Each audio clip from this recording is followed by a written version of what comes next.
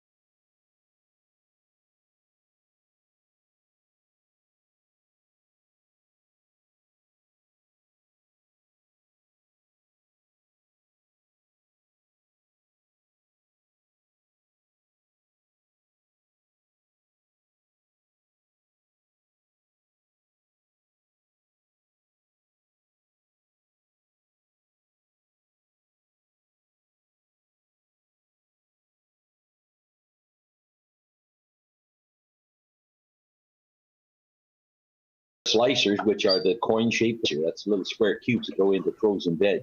Your frozen vegetables were all square carrots, and the dicers were red core chutneys, which are across the top can be 3-4 inches across, and then down to a point. They look more like an elongated turnip than anything, but they are the best carrots. Like if we had carrots in our garden, they would be red core chutneys because they're sweet and they're pure carrot all the way through. There is no centerpiece, that yellow thing in the center. There is none. What did the kids call the pickled carrots? Pickled carrots? No. They weren't pickled in the house. They were. No. They were silage carrots. We used to take the discards from the grading station, and we would, when we were making corn silage, we would push them up in there and as feed, and they would basically they stayed whole. They were flexible, and they were pickled. They tasted like dill pickles. And the kids, in the wintertime when we were feeding the cattle in the feedlot, my brother lived in that feedlot, and his kids would get on the radio when it's coffee time, and they'd say, "Uncle Bill, bring us some pickled carrots." So I'd have to go pick out a couple really good ones and bring them in, and they would munch on them just like a dill pickle. That's a fascinating carrot story. Thank you, Bill, for contributing. I thought you should know, if you're just joining us, we're deep into carrot topics. This is the San Carlos Computer Club. I'm Scott Stimson, your host from International Computer Solutions. We meet every Tuesday at 10, and I have hit the streaming button. So we're live. Jim is just joining us. Hello, Jim. We're just getting going. It's time for the coffee cup display. There's Billy's. The Martians. The Martian. Jim's got some beaver. I'm still rocking the Star Wars cup. Oh, get out of the rut, will you? I will begin to have some new T-shirts to wear. Look at Winnie the Pooh. That's one of my favorites. I am Winnie the Pooh. I've always been Winnie the Pooh. Deep down inside, it's my alter ego. So, Scott, as a sidebar, did you look at that video I sent you of the European starling? I didn't get to look at the video. I read the heading on it. Yeah, well, you gotta fire it up when you get a chance, because this starling does an amazing mimic of voices, and partway through there's a Star Wars reference in there. No. Okay. So if Cheryl is Winnie the Pooh, what about you, Bill? Marvin the Martian. No. That's a. I shoot people. Oh. Preferably Daffy Duck. There you go. I'm just going down my checklist. Let's see. Another reminder about birthday? YouTube. If you haven't subscribed to our YouTube, please do. We're trying to hit 100. And it is both my mother and my birthdays that's gone by. Hey. Happy same birthday, day. Mom. Oh, I can't hear you. Is it the same day? Mom's Same is on date? the 3rd, and mine was yesterday. Oh, yeah. When he comes up, we usually have a joint party. Really? My mother. I didn't know that was legal in Alaska. Yeah, it is now. Oh, I see. I wasn't really meaning that kind of joint, but I suppose now that we're as old as we are, we could imbibe. I was going to say, it's Alaska. There's joint parties everywhere. I wasn't aware that it was ever illegal. That's BC. Neither were the Alaskans. Back in the 70s, it became legal. And oh my, was everybody was high and happy.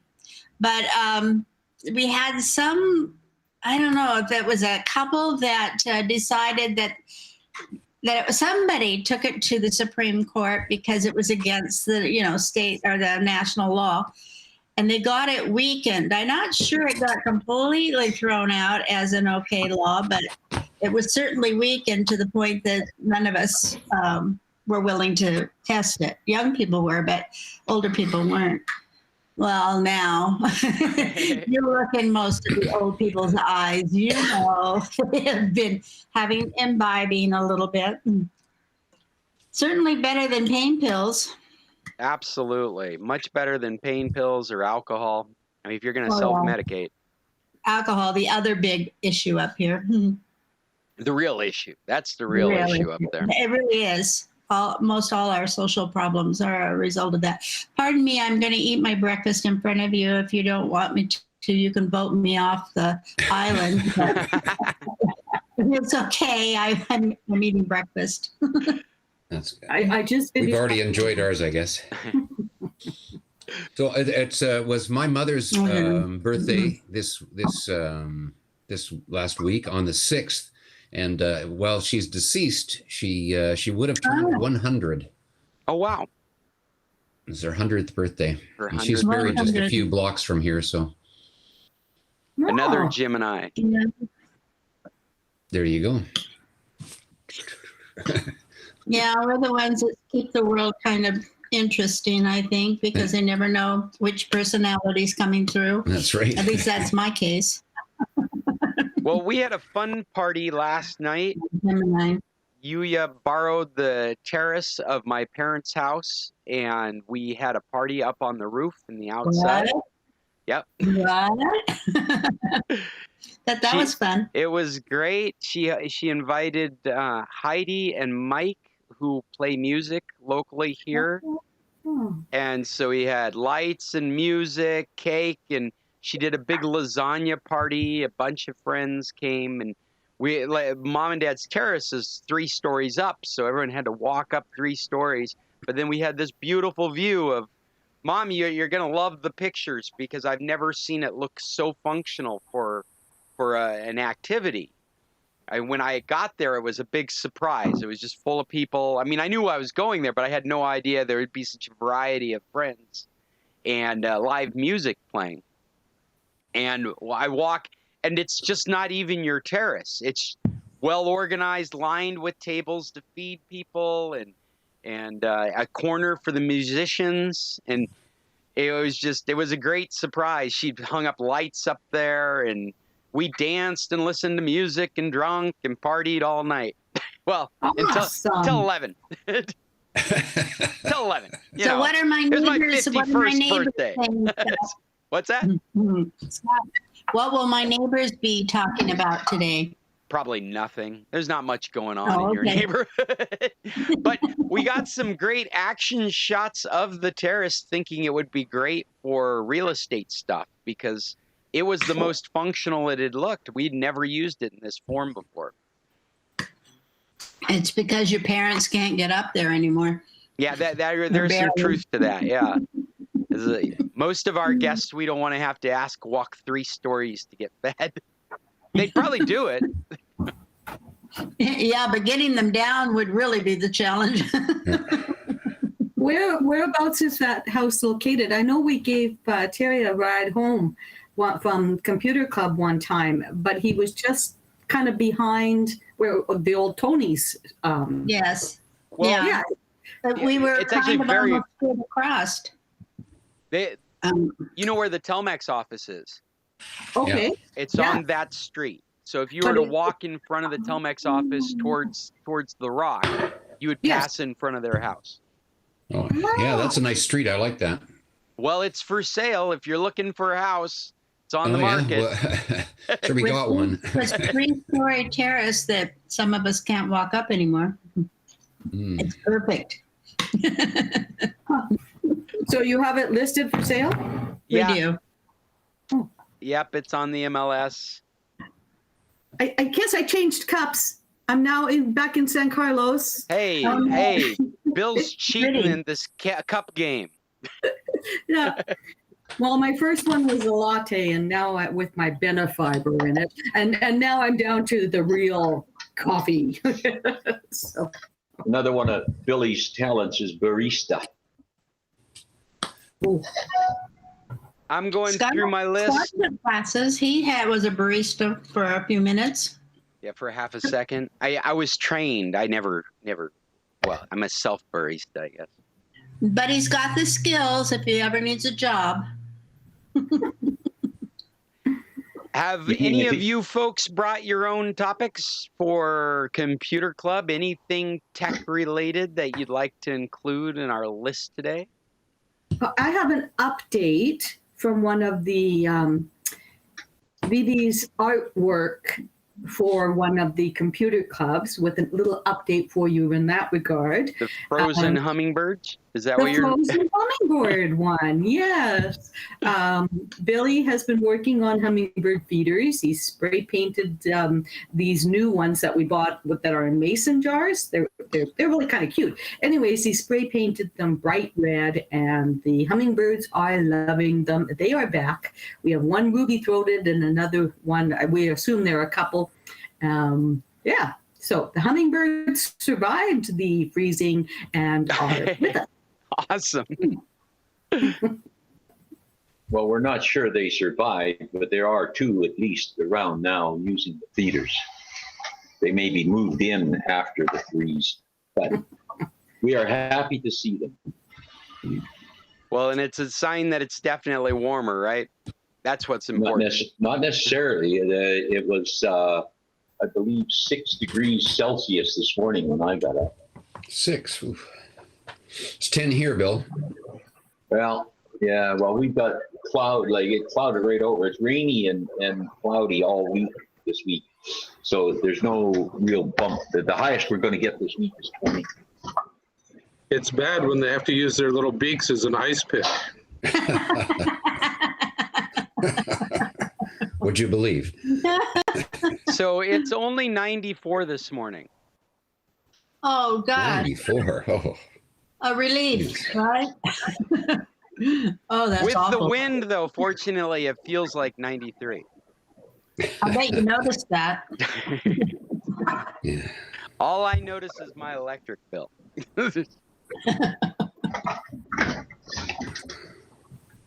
Well, I'm going to mention again, if you are on YouTube with a YouTube account, please hit our subscribe. I've got some follow-ups. Irving's not here. I kind of want to save it for him because we were talking about hotspots last week, and I found the information about using your Windows 10 computer as a hotspot. It's very straightforward. In the end, I don't think it's the right solution for him because I think what we came up with last week, him getting a router, really makes the most sense.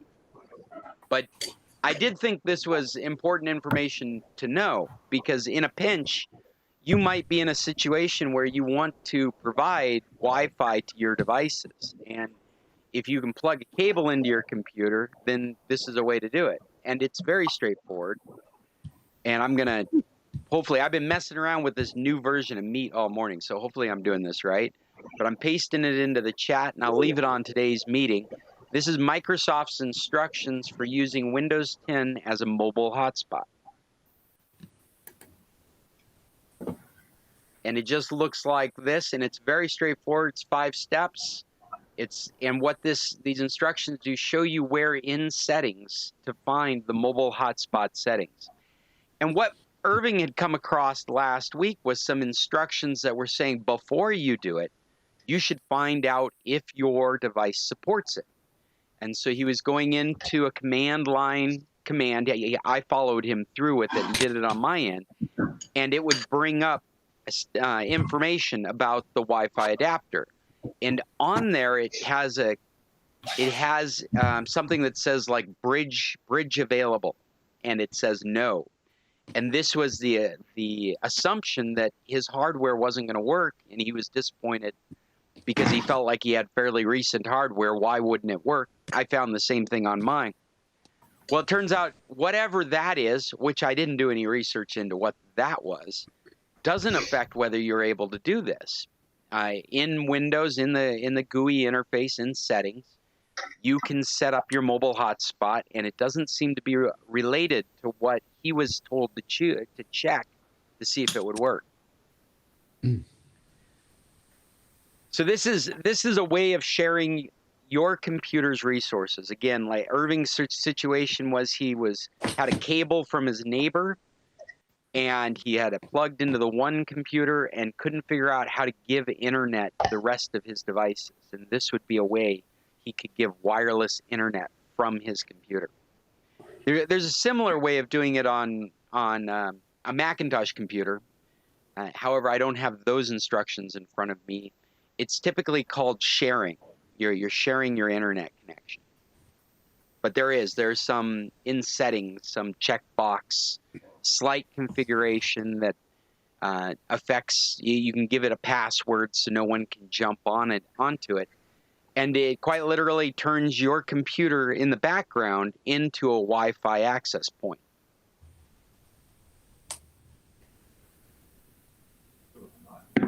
And I'll keep that on the list, but I'll share it with you now just for content. Maybe I'll send it off to Irving in an email since he's not with us today. So, Scott, there must be a way to do that on a Linux machine as well. Right? There is, and I don't have those instructions either, but I could put it down on the list for a follow-up. I can bring you the Linux and... I'm just curious, basically. Well, you should be, because you're working in Linux, and some of the cool things you could do is you could stick this in between. You could stick your computer in between activities you're doing and watch. Like, one of the things that's interesting is to follow what your wireless devices might be getting into. And so it's one of those ways, since it has to pass through that computer like a router, then I imagine that there is software under Linux specifically that would allow you to take advantage of that, be able to track where the devices are going and what kind of information they're looking up or sending out. And it would all be done through, you'd be a middleman. That's what you really are on the internet when you do that, is your computer becomes this middleman between the devices and the internet connection. I'm just wondering about our kids. Like, they have iPhones, they have Chromebooks, but when all 3 of them are homeschooling, they've got 3 Chromebooks going, and they've got their internet, and it's crap. They can never, they can't do anything. So I don't know if their solution is boosters or if making hotspots wouldn't help them at all. It would only help if their internet feed was coming from a different place. Okay. Like probably the easiest way to think about it is you have internet coming into your house. There's a service that's providing that. Right. You plug that into a computer and create a hotspot, you're not going to get any more internet out of that service. You can only get as much as that service is giving you. So if the problem is that you're using up that service, the only real solution would be to get another service or to get more on that service. Your ISP. And I know that where they are, they're actually having satellite phone data issues, like they can't make phone calls from inside the house with their cell phones. So it sounds like using a cell carrier for internet's not an option either. Well, I think and that's what we do. consequently, that's basically what we're doing here with hotspots, creating hotspots from our device, from our computer. Yeah. That's what you do with your phone when you turn it into a mobile hotspot. Right. Your service provider is your cell network, and you're creating a mobile hotspot for your devices to connect to. Yeah, And they think that it's something to do with the satellites, or not the satellites, but the towers. the towers, that they're yeah. getting their cell phone signals off of, and just the location of where they are. If they're in the house by the lake, they have to go up on the hill. Like. Are they doing everything through cell service, or do they have a land internet provider as well? I think it's all. It's all cell? I think so. So what? Yeah. Darn it. Yeah, because the only way you could take advantage of more would be, first of all, they're getting a lousy cell signal. So they could get a booster that would hang in the window. So it would take in the cell signal, and then it would reboost it in the house. But then if there isn't enough internet, even with the booster, then they might have to get more than one service. Like, I know that cell internet around here, I've recently checked it out, they won't sell you can't purchase, let me use that wording for cell. You can't purchase cell internet service for more than 10 megabits a second. So if I purchased that one service, I could barely have both my kids using it at the same time for their Zoom calls. But that doesn't mean there isn't more internet available on that tower. It just means they won't give me more on my one service. And so that would be a combination of solutions. One would be getting a better signal in the house, and there are these cell boosters that you can buy that'll do that.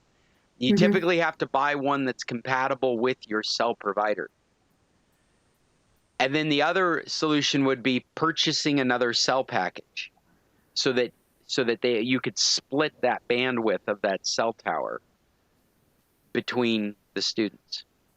So none of that is a free solution. Those are expenses you have to be ready to incur. Yeah. Yeah. Hi, Maggie. Hi, Fred. I don't know if I said hi earlier, Fred, but it's great to have you guys here. Fred just shared something into our chat about Echo sharing your Wi-Fi with your neighbors. The sidewalk talk. Didn't we talk about that last week? A little bit. Did you see my graphic from last week?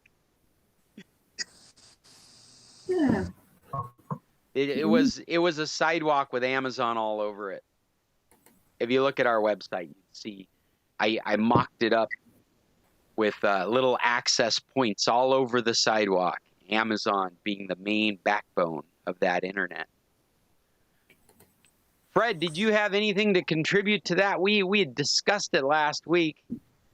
Only that Amazon is putting it on all of their equipment unless you opt out. It's not if you want it, you add it. They're adding it whether you want it or not, unless you opt out. Well, that is the case, and it is for Sidewalk. It's anything that is labeled, branded Amazon's or Sidewalk Bridge, I think is what they call it. And I checked. Did you check your Amazon devices? Because it doesn't seem to be things like Echoes. It appears to be things like doorbells, security cameras, floodlights, these kinds of devices that kind of face the outside of the house. And you're right. You with are a camera. Oh, say again, Dave? It's basically anything with a camera. Well, I guess, I mean, it's kind of generalizing. I guess you could have an Amazon-enabled floodlight that doesn't have a camera on it, but a lot of them do. Why wouldn't you get one with a camera on it? But Sidewalk Bridge, I think, is the branding that you would look for if you're concerned or you're interested in participating in this. It's an interesting move by Amazon. Like we were talking about last week, there's a good Ars article that Richard had passed me that really plays up the fear factor. I don't know, Fred, do you have any fear after what you've done in your research of being part of that? Being part of that Sidewalk network? Not really. I just upset that they're doing it, whether you say yes and you have to say no. That's right. I think to me, I think these are the points I was making last week that I think we have to keep in mind with this stuff is they're opting us in instead of allowing us to opt in. And so I don't like setting that as a precedence for anything. Cheryl, what are you doing? There's the Amazon Sidewalk that you talked about. Sidewalk, you're right. And I didn't get it. I was impressed with the show us your dongle, and I missed the picture. So I just thought I'd share it. Anyways. I have some really good GIMP skills these days. If you guys need a picture mocked up, I can do all kinds of layers and special effects. COVID has made me a graphic artist as long as I don't have to do the drawing. Anyways, it's quite cute. Amazon Sidewalk, or don't forget, anytime you're turning on a device to do extra function, that device is going to be slower doing its own function. So if you've got a camera monitoring what you want for yourself, its response time potentially is going to go down a little from what you want it to do. I think that's a concern. They said that it would take a maximum of 80 kilobits a second. And they were really, ours was really playing up this idea of fear, security. But I know of security experts that have vetted the white papers of this. They're waiting for the devices to come out because what they've written down doesn't look like a real security risk. But then it always turns out to be the implementation that's the problem. And so it is another security surface. It's another place to be attacked. And if they implement it incorrectly, it could be a risk. Why bother broadcasting? It doesn't seem like it's needed by most people. Yeah, I think my point last week was that I think you should be concerned about this, but not for the reasons that ours was lying out. My big point was what I call data encroachment, where they're just saying that you're going to participate by sharing your internet. You're sharing your internet to help them with their service. And I think we should be aware of that and not allow ourselves to be numb to that. There may be some time in the future where Amazon's approaching you and saying, look, we recognize your residence as having enough internet to really help us out. Maybe we'll help subsidize your internet connection if you don't mind us using it for some of our services. I can see a future of that as long as we're not blind to the way we're going forward. And that's what they're kind of doing here is they're turning it on and hoping you won't go through the hassle of turning it off. And they're hoping you have enough internet that you won't notice it's missing. So if I have a Ring doorbell on my front door and I run out naked to pick up the newspaper and the door slams behind me, how many people are going to see me? Only the people you've authorized. But while you're out there naked, if the neighbor's lost dog comes up and starts humping your leg, it'll send a signal back to your neighbor through your doorbell that you're being molested by their dog and to come get it. That's what we're really talking about is getting these dogs under control. I want to know if that was a hypothetical question. It was too specific, wasn't it? I think it hasn't happened My lately, secret is out. Asking for a friend. Yeah, that's right. Yeah. But that's the intention behind it. The intention is pretty amazing because I love the idea of clipping little bits of internet throughout your community and repurposing it for things like that. I mentioned last week that Apple has just done something amazing by turning on these AirTags, because what people don't grasp is Apple has one of the largest networks that exists in the United States, because they can push out a service on their platform and millions of people are all of a sudden participating in that service. That's how these AirTags are so effective. These little tracker tags that you can put on your luggage and your keys and your dog and your girlfriend if you want to know where she's going. You can put these tags on, and because it's by Apple, simply because it's an Apple service, the chances of that tag getting found out there in the United States is so incredibly easy, because without a doubt, within moments, that tag is hit 2 or 3 iPhones. And the iPhone goes, hey, this tag hit me, and sends it back to the database. As the dog's walking through the neighborhood, it's like, oh, I hit Cindy's iPhone. Yeah, there's the dog. Oh, I hit John's iPhone. Oh, there's the dog now. He's a block away. This information is being collected so that the owner of that tag can go and use the Find My app and figure out where the dog went. It's a system that's been around for a long time. There's been a couple of these tracking tags. Tile is the only one that's coming to mind at the moment. I'm sorry. I'm sure there's 2 or 3 others that we could look at. But what they suffered from before this was that the only people that could send back information about a lost tile was people that were using Tile.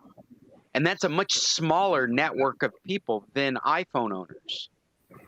So your laptop bag that was stolen might not show up, or you left it on a bus. It may not show up for hours until it runs across another person that's using the Tile app. Whereas when it's using the iPhones, that it's never going to leave the presence of an iPhone, even if it's lost your presence, because of the sheer numbers of iPhones that are out there. And now that I've said all that, I just want to reiterate, Tile has finally been able, since this Apple thing, and Tile's not part of the Apple thing. With Amazon doing this, Tile can choose to be part of Amazon's infrastructure, because there's going to be security cameras, and there's going to be doorbells, and there's going to be floodlights all over. There already is. And by turning this on, Amazon has turned on a competitive Find network with Apple. And so actually, you have a choice, whereas before you didn't. You either had a crummy service that worked all right, or Apple flips on the switch. Now you've got to switch over to Apple to have an amazing service. Amazon turns on the switch, and that crummy service that was available to you now becomes a robust service. So I think it's really, when Apple announced its stuff, we all watched. We're like, Tile's going to crumble. They can't maintain, if they're not going to be part of Apple's network. They were really being siphoned into Apple's network. It was a surprise when they chose not to be part of it, because it's David and Goliath. It very much is. They were watching the reckoning of their business. And because Amazon's doing this, they actually have another way to be part of a grand, robust network. Now, with Apple, you're subsidizing that network by their high prices, and you're opted in. You don't really have a choice. That's all the Find My network. Your iPhone, since I think about iOS 13, has been sending this kind of data back to Apple without your consent. It's part of the system. It's randomized. It's made anonymous using algorithms. So it's not like I'm looking at Paul's iPhone when this data appears. So there's all that, but it is going on without you having a switch to turn it on or off. It's part of the ecosystem. I think I was going to make a point beyond that, but I have exhausted my lips. Does anyone have a comment to make on any of that? On your exhausted lips? No, on this ecosystem of bind stuff. No. I think the two fears is the opt-in and the data encroachment. I mean, that's what's happening on the Apple side of things too. You're sending that information back to Apple using your cell plans, using your internet plans. So if that actually accumulates to some significant portion, there's a percentage of your bill you can attribute to services you have no control over. And you become part of it because you were automatically opted into it. Hey, the Sid Meister's here. Hello, Sid. Welcome. How's it going? It's going great. We were just talking about, well, what have we done so far? We've done birthdays for Mom and me. We're talking about last week's artwork. We're talking about Amazon Sidewalk right now. You're all caught up. Cool. Yeah, hey, Sid, have you brought any topics for today's Computer Club? No, I do not have any topics for today's Computer Club. All right. I'm currently playing with our phone company down here, ACS, getting a new line spliced in. Oh, as part of the job. Yeah. Well, you're talking on your iPhone right now using AT&T service. Where are you located? Yep. I am currently in Anchor Point, Alaska, sitting on the old Sterling Highway. So you couldn't be much farther away from humanity. Oh no, I'm right in the middle of humanity. I'm like right off the main highway. I mean, the cell tower. The cell tower is about 200 yards away. I'm doing pretty good. Yeah, but we're not talking metropolis. We're talking a town smaller than what? Smaller than Empalme? Small. We're talking smaller than San Carlos. Oh, definitely. About La Manga. Yes. How about La Manga? Smaller than San Carlos residents in the summer. There you go. Yeah. But bigger than La Manga. But excellent cell service. That's always great to find out in the boonies of Alaska. Well, we'll see what happens when this guy's done over here. Mom was on, but she's gone. I had some Alaskan news that I thought would be interesting to share as far as topics go. Apparently, the Alaskan health services are still suffering weeks after the cyber attack. Did you see that, Sid? Yeah. It was in the ADN. By overcrowding? Alaska Public Radio. I've given up on the ADN. They're wrong more than anything. Oh, well, then you're here to verify this is a true story, though. Apparently, back in the middle of May, their health and social services server infrastructure was hacked. Probably ransomware. I didn't read the details of it. But because of it, they haven't been able to bring anything back online. So they've been doing things by pencil and paper since... Like COVID shots? No, this would be things like background checks, things that have to happen within their services. Like background checks, most records are still having the hard copies pulled. Like they're literally pulling files out of file cabinets to deal with stuff. Yes. Did you say health authority? Yeah. Oh, okay. Yeah, it's the state health and social services. Services. Okay. Yeah. In fact, I think there was a list of like 18 services that got turned off in May because of security concerns. And all of those services that used to be websites and connected to each other have been phone calls and paper documents. Well, half of our state government with our new cybersecurity that just came online as of the 1st has locked themselves out of most of what they need to be into. It is incredibly slow recovery time, and I suspect it's going to make them re-examine their cybersecurity policies there statewide. They obviously do not. Season. Everybody's gone. Everyone's fishing. That's a genuine concern if you're trying to get anything done in the summer. Oh, there's Mom. I was just sharing with everybody that the Alaskan Health and Human Services cyber attack that has brought you guys offline for the last couple of weeks, since the middle of May. Had you seen that in the news? I'm going to put this link in our chat here. For weeks now, Mom, people have been using phone calls and paper documents because their websites have all been shut down for fear of more problems, security problems. Not more attacks. I imagine it's ransomware and they don't want to flip the switch until they have a solution or a backup installed. They don't want to encrypt what they've already got. Okay, so this is the Alaska one. Like, there's been the pipeline one. There's been something else, and they attribute it to Russia. They suspect a Russian outfit. They've named an actual group. I forgot the name of it. It was on BBC this morning. Are you referring to the pipeline hack, Sid? Yeah, the Colonial Pipeline. Yeah. On the East Coast, kind of shut everybody's fuel service down. Gave all those great videos of people putting gasoline in garbage bags. Yeah. That was part of it too. Yeah. They've recovered. I think we lost you, Sid.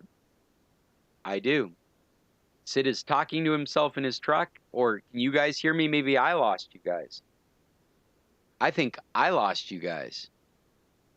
That's right. Everybody's down and I'm gone. Where is my internet? That just pops up because you're renting the software. Hey, I'm back. Sorry about that. The new Google Meet actually popped up on my screen saying you lost your internet connection. You're back. But I'm back. I'm sorry. I missed the last few things Sid was saying, and I didn't understand what Dave was just saying. Yeah. I'm saying the software used in that ransomware on the pipeline was rental software, not something that somebody created and used themselves, but they actually post on the internet the fact that you can rent the ransomware software. So this is the new entrepreneurship Right. activity? Oh, boy. Right. Mom, you couldn't be more correct. I'm sorry, Dave. Go ahead. Yeah, it's your ransomware software. The people that did it, I've forgotten the name of the group. What was the name of the group? Yeah, I forgot. You noticed the pipeline company got their money back, basically. Yeah, they did. But what they had was they had a website. They had a customer support department. I'm talking about the ransomware group. They had a description of the technology that you could rent. They had customer support agents that you could call for help setting it up. This is the ransomware hackers. Right. We're running it as a business. Okay, I have a computer question, or maybe I should say my lack of memory question. Certainly. On Streamio.com, I've lost my notes as to how to run it or without signing on, like as a guest, and which plugin you were suggesting. Say that again. You've lost your notes for how to run as a what? I had some notes on how to run it where you didn't have to log on and give them your, password or log into the network. You could run it as a guest. And what is it you're running? Streamio. Oh, Streamio. I'm sorry. I'm sorry. To get started, to find things. Okay, so in Streamio, it's a little hidden because they want you to sign up, and so they make it a little painful. Right. I'm gonna try and open it up while we're talking. Maybe I can get a visual on the screen. But when you turn it on, and it asks you to sign in, if you scroll to the very bottom of that screen, it might be just a couple of hidden lines. It'll have what is it? A sign in with Something email. about a guest. I think it's guest or email. One of them's first. It's like sign in with your own account. It's got, you know what? It's coming up on my screen right now. We'll get the wording correct here in a second. Because it seems like you have to choose an alternate sign-in other than Facebook, other than Google. And then under that form, you scroll down and you choose guest login. And it's just the words I'm not remembering at the moment. Hey, but Dave, you know... But the other thing that Dave... Go ahead, Cheryl. So, Scott, the other thing that we asked about was the add-ons you recommended, but you didn't recommend add-ons in Streamio. That was in Kodi. Am I correct in that? No, we went through some add-ons in Streamio as well. And I was going to mention to David that if you go to the website, I've got the Streamio presentation there. You have to go through it a bit, but it's got the whole thing we did online. So here I am at the login screen. I hope that's clear for people. And I've got it full screen, so I don't have to scroll anything because it's all fitting on my screen. And down here it says sign up with email. So I'm going to click on that. And then I've got to hit this accept terms and conditions. That one. You don't have to accept the others. And then below at the bottom it says guest login. Okay, thanks. Yeah, and now it's not tracking you in any way other than as an anonymous number assigned to you. Well, Scott, I've never logged in. I logged in as guest, but now when I start up Streamio, it just goes to this page. It doesn't ask me about logging in or anything. You know, Bill, that's the experience I had for years using this software, and it's only been in the last few iterations that every time I turn it on, I have to sign in. No, I don't have to do that at all. And it is tracking me somehow, because if I start watching something and then I stop, it will allow me to pick up where I logged off, where I quit, like Netflix. Yes. You know, it keeps track of where I'm at in the movie. It's keeping track of something somewhere. It will. Even if you don't sign into it, it'll keep track of what you're watching.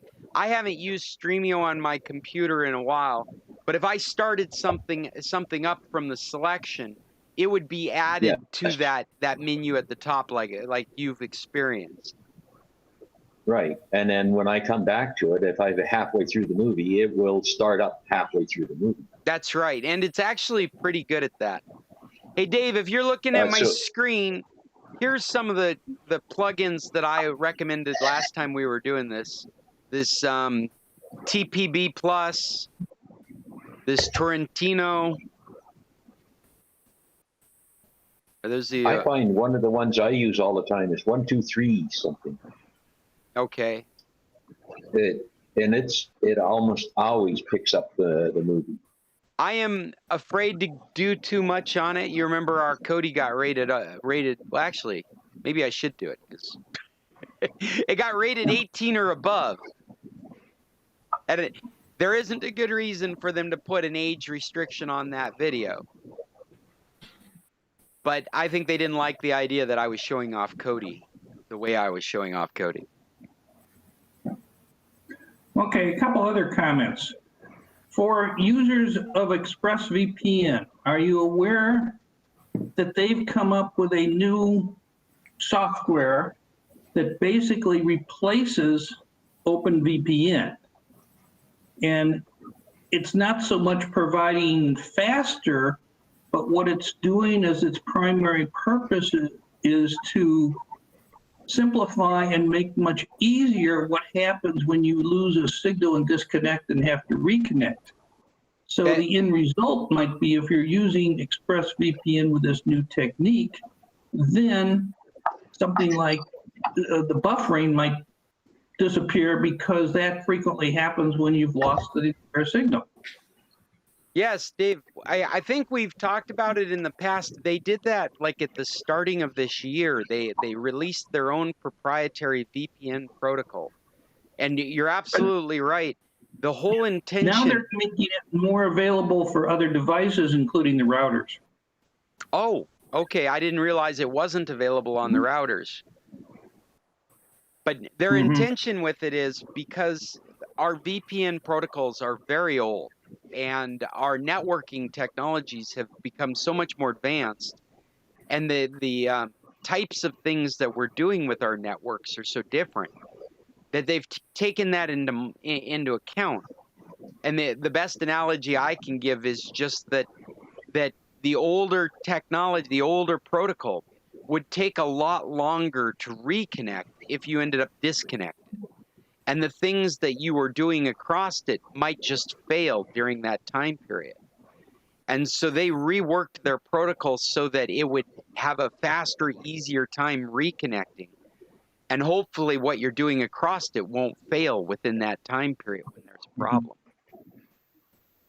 Okay, Scott, you and I talked about this a little bit while ago that I found by doing a bunch of speed tests that when I use the ExpressVPN, the most I'm going to get is about 30 megabits per second. That's right.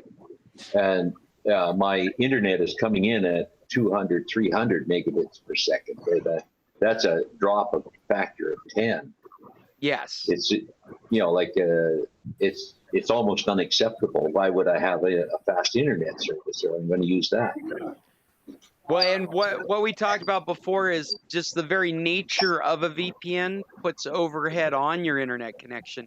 So even if you would never get a 200, even if you're getting 200 megabits documented, solid, you would not get that when you turned on the VPN. It would marginally be lower than that, like 190 or 180.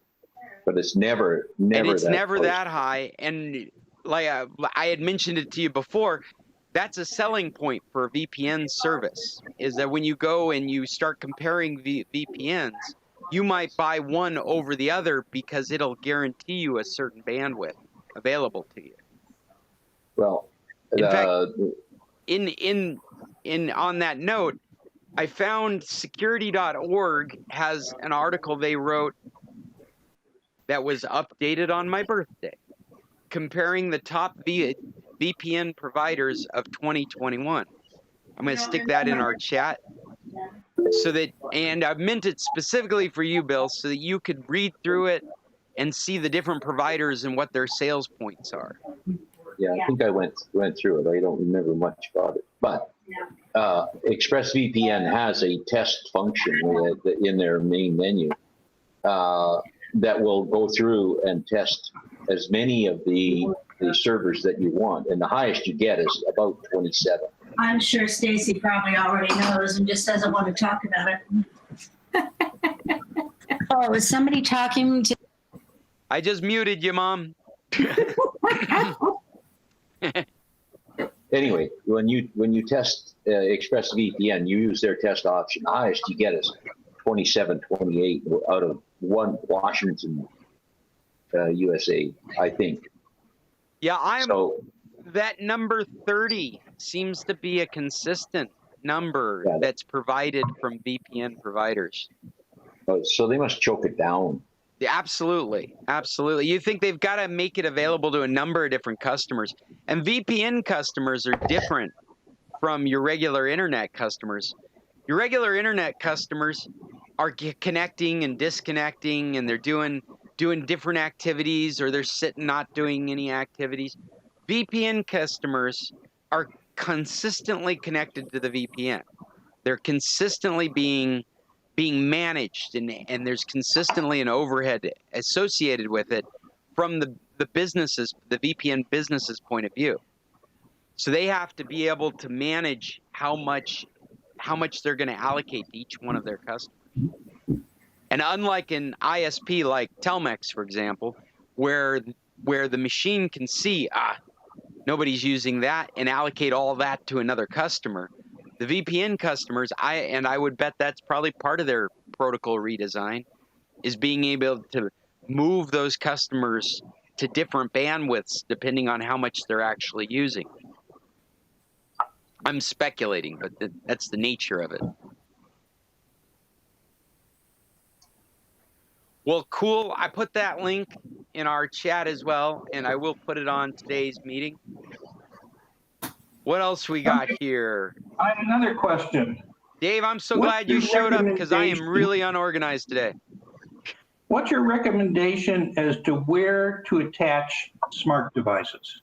In other words, as we get more and more of them, do you think it makes sense to create a guest network on your Absolutely. router? Or do you think, same with a VPN? On your router, there's a lot of sophisticated routers now, Dave, that allow you to have two networks going, your main network and your guest network. I think that a good, solid, secure router like the old Airport Extremes, there's some Linksys and some Asus routers out there that I feel really comfortable using guest networks on. In a home environment, I feel a little different than in a corporate environment. But I definitely think that your smart devices should probably be on a different network. This is a hard thing to do when that's not the way you've been doing things. But one of the advantages to using cloud services for your smart devices, and we're talking about cameras and doorbells, things of that nature. If they're cloud associated services, then you don't have to worry about being on the same network with them. So you could quite literally hook up a second router and put all your security cameras and lights and your echoes, all those on a separate network. And you would do that because these devices are not going to be as secure as your computer, as your phone. It's just not possible. That $35 webcam that you bought off Amazon on the day's deal is probably sending information about your network back to China because that's what they've been caught doing. And whether it hurts you or not will be figured out in the future. But I suspect it won't hurt you personally unless there's some hacker that recognizes you're using that $35 camera and goes, hey, here's an opportunity to get into somebody's network. And so keeping them on a separate network apart from your main data flows would be the most secure thing to do, Dave. And it's that's security consultants' advice is, and you know what you do? You do this just kind of. It's easier to imagine with different pieces of equipment than it is all in the same equipment. And the goal you would be shooting for pure security would be 3 routers. It's a 3-router solution. And there's the one router that's connected to the internet that comes into your house. And then off of that router, you connect 2 other routers. And one of those routers is dedicated to all your activity, your banking, your emailing, your web surfing, your porn. All of that goes down one router. And then the other router is for your doorbells, your security cameras, your smart lights. You might even put your Echo devices on there. And that way you have segregated the activities that you would like to have secure from the devices that you can't control how secure they are. So where would you use your VPN? And I only got 2. How did you say 3? Well, the 3 is because there's a first one that comes from your internet provider. And you connect the other 2 like they are wired computers to that first router. Got it. Now, you can do this in software. You can buy a router that includes guest network. And so what I'm describing conceptually is easier to imagine as 3 pieces of equipment. But they can do it in software with guest networks and main networks. The issue, though, is to pick one that's dedicated to security between those 2 networks so that it's not possible to bridge across the networks through the device. And if I was in a corporate environment, I wouldn't rely on the software. I would physically have 3 routers because I could just pull the plug on one if it became an issue. Whereas I would bring down the works if I had it all running through one device that was doing it in software. And if you add a mesh network into this, I would think the mesh network would be working on basically the network for the smart devices, because that's where you need to go around the concrete walls. Yeah, I guess I would have to recommend that. And again, if you trust your mesh network, I've got the same network that Paul has, that Bill has, these Deco M5, the Deco TP-Link M5 mesh network. And it does include a guest network that you can flip on in your software. And you can give it a name and a password, and you can assign a bunch of devices to that guest network. I actually already had another network running right beside it, so I've never turned on the guest network. I haven't done any research into how secure that guest network is. And if any of you are interested in doing what we're talking about, that would be the first thing that I would research with the M5s, is how secure the guest network is. So do you think it'd be cheaper to have the 3 than to have one of those special ones? Well, what gets expensive is more equipment. So, like the mesh network that I have and Bill has and Paul has, they are effective for our home networks because there's 3 different devices. It was a 3-pack, and you spread them around your house. But that 3-pack at the time was selling for $150 to $180. It was a great price for what it was giving us. Mm-hmm. What's typical for a mesh network is to be quite a bit more expensive than one router. To be something like $300 for a 3-pack or $350 for a 3-pack. Is that what the Deco M5 costs now? No, not the M5. But the M5 is the older technology now. Yeah. Oh yeah.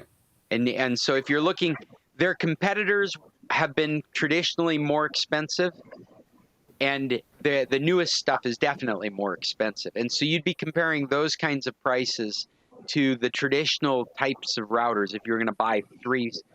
But you're doing those for different, again, if you're going to use a guest network, the best of both worlds is you've got a mesh network that supports guests, and security experts have reviewed the equipment and said it's a secure way to do things. That's the best of both worlds. Then you have internet everywhere in that mesh, and your smart devices can take advantage of it, and they don't have to touch the network where you do most all your activities.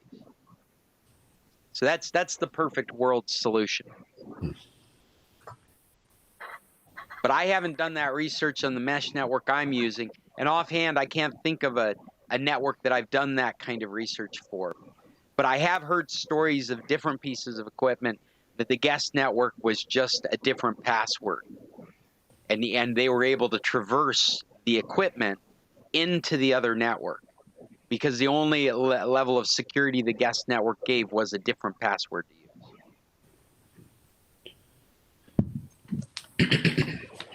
So that's what to be on the lookout if you're going to set up like that. Also, I did say the perfect world. I meant that for consumers. Because if you did have a security problem, you are running both those networks off of the same equipment. If you did discover something that made you want to shut down that network, you're shutting everything down. You're shutting all your smart devices and all your daily use devices from the internet while you resolve whatever the security problem is that you found.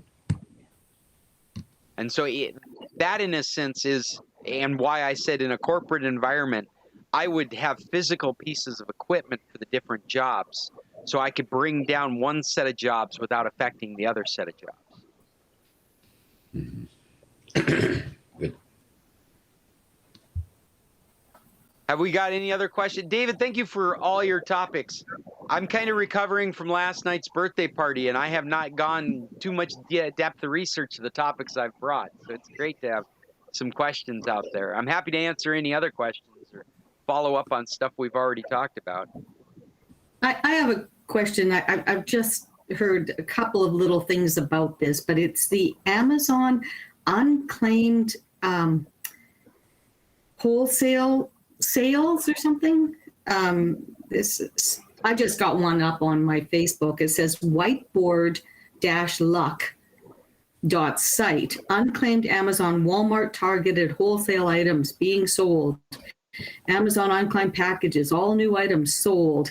And it looks like you pay with PayPal and you get bins full of stuff. Hey, can you show us your screen or put a link up so that we can look at it? I have not done any research into this, but I've read stories on the internet of people that buy pallets of unsold Amazon goods or returned Amazon goods.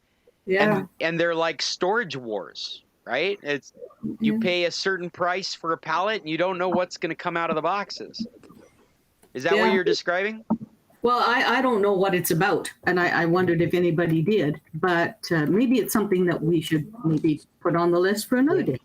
Yeah, absolutely. That would be interesting to know about. What was it? There was I think back when we started doing virtual memories or virtual meetings, one of you folks, I think it was Bill or Cheryl, one of you folks had talked about a news article where they followed Amazon trucks to dump products. Yeah. Returned products that weren't going to be sold again, and they were just dumping them in landfills. Dumping them and driving over them with a cat. Yeah. I mean, what a crazy world we live in. Well, when you think about it, when you take a small item, not, I don't know, a $10, $15 item that gets returned, they're not going to go through the process of trying to figure out whether it's any good or its functions and try to put it basically back on the shelf. They're just going to throw it away, or they're going to put it in a bin and sell it. That's what they do with it. Even more so, if it's less than $10, they don't even want it back. No, you got to find your own bin to throw it away.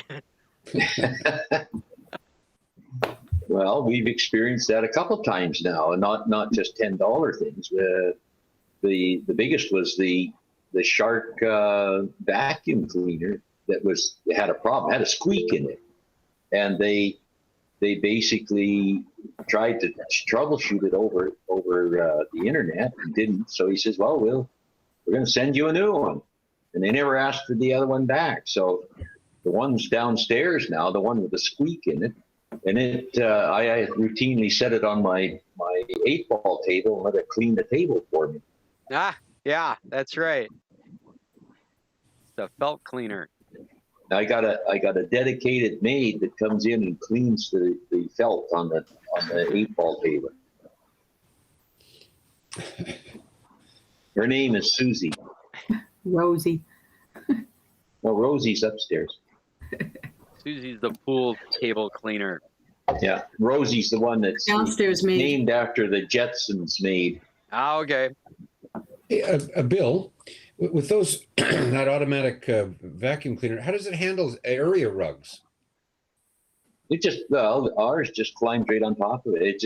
We do right now we have a big area rug in the living room, and I've got the map set. Use it like on ours, you can set a map, and it just comes down the hallway and it does that rug.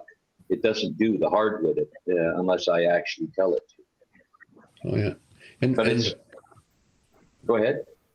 Well, I just wonder. And what about fringes on carpets?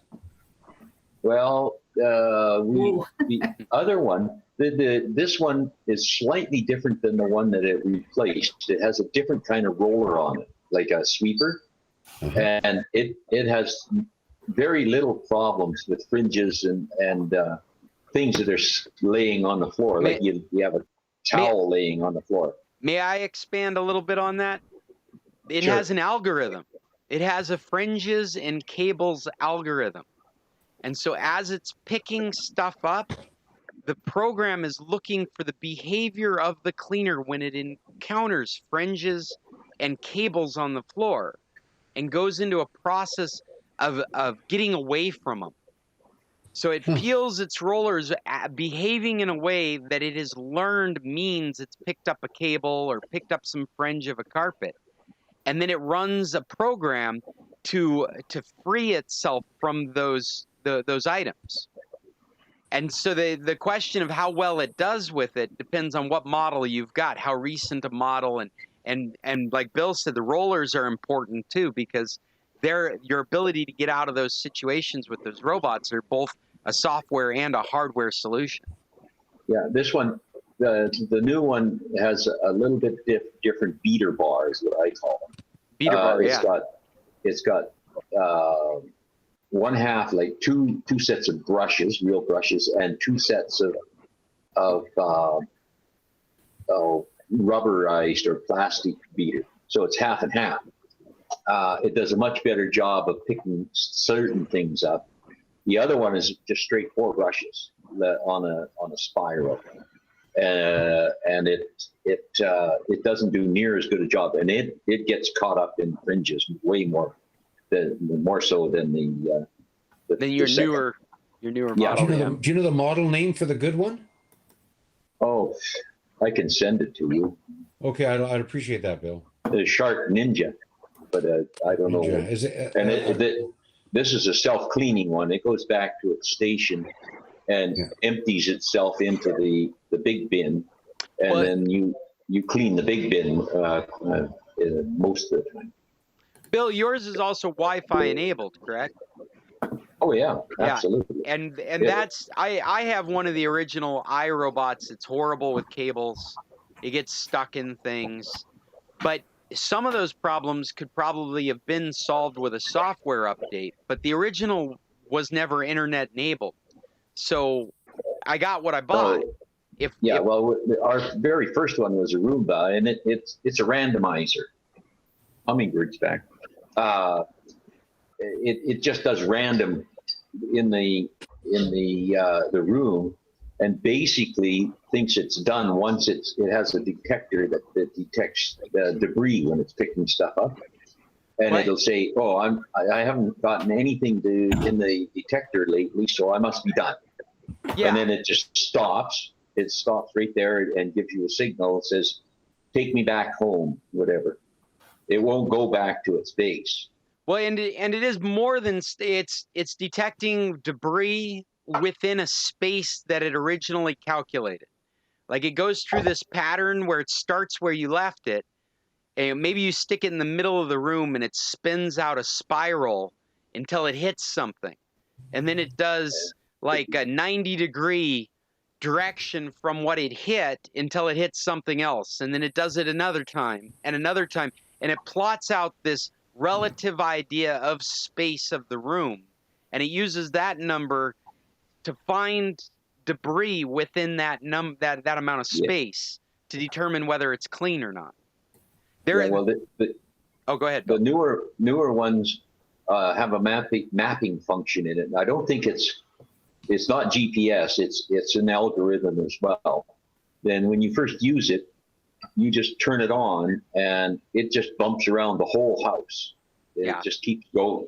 It makes a map. And it makes a map. And then you can go in and designate areas inside this map. Like it's set on Tuesdays and Fridays, or Tuesdays and Thursdays, it cleans one area. On a couple other days, it cleans a different area. And every day it comes down and cleans the kitchen. It's something. It's one of those things that you get used to, and then every once in a while you think, "Whoa!" Like you're standing there, and here she comes down the hallway, trundle, headed to clean the kitchen, and you think, "Holy shit! That was the future a few years ago." Like, how is this possible? I am not astounded every time I see that. I've become accustomed to it. I just expect her to come and clean the kitchen. Yeah. It's technology numbness, I guess, is what I don't know. There must be a term for that.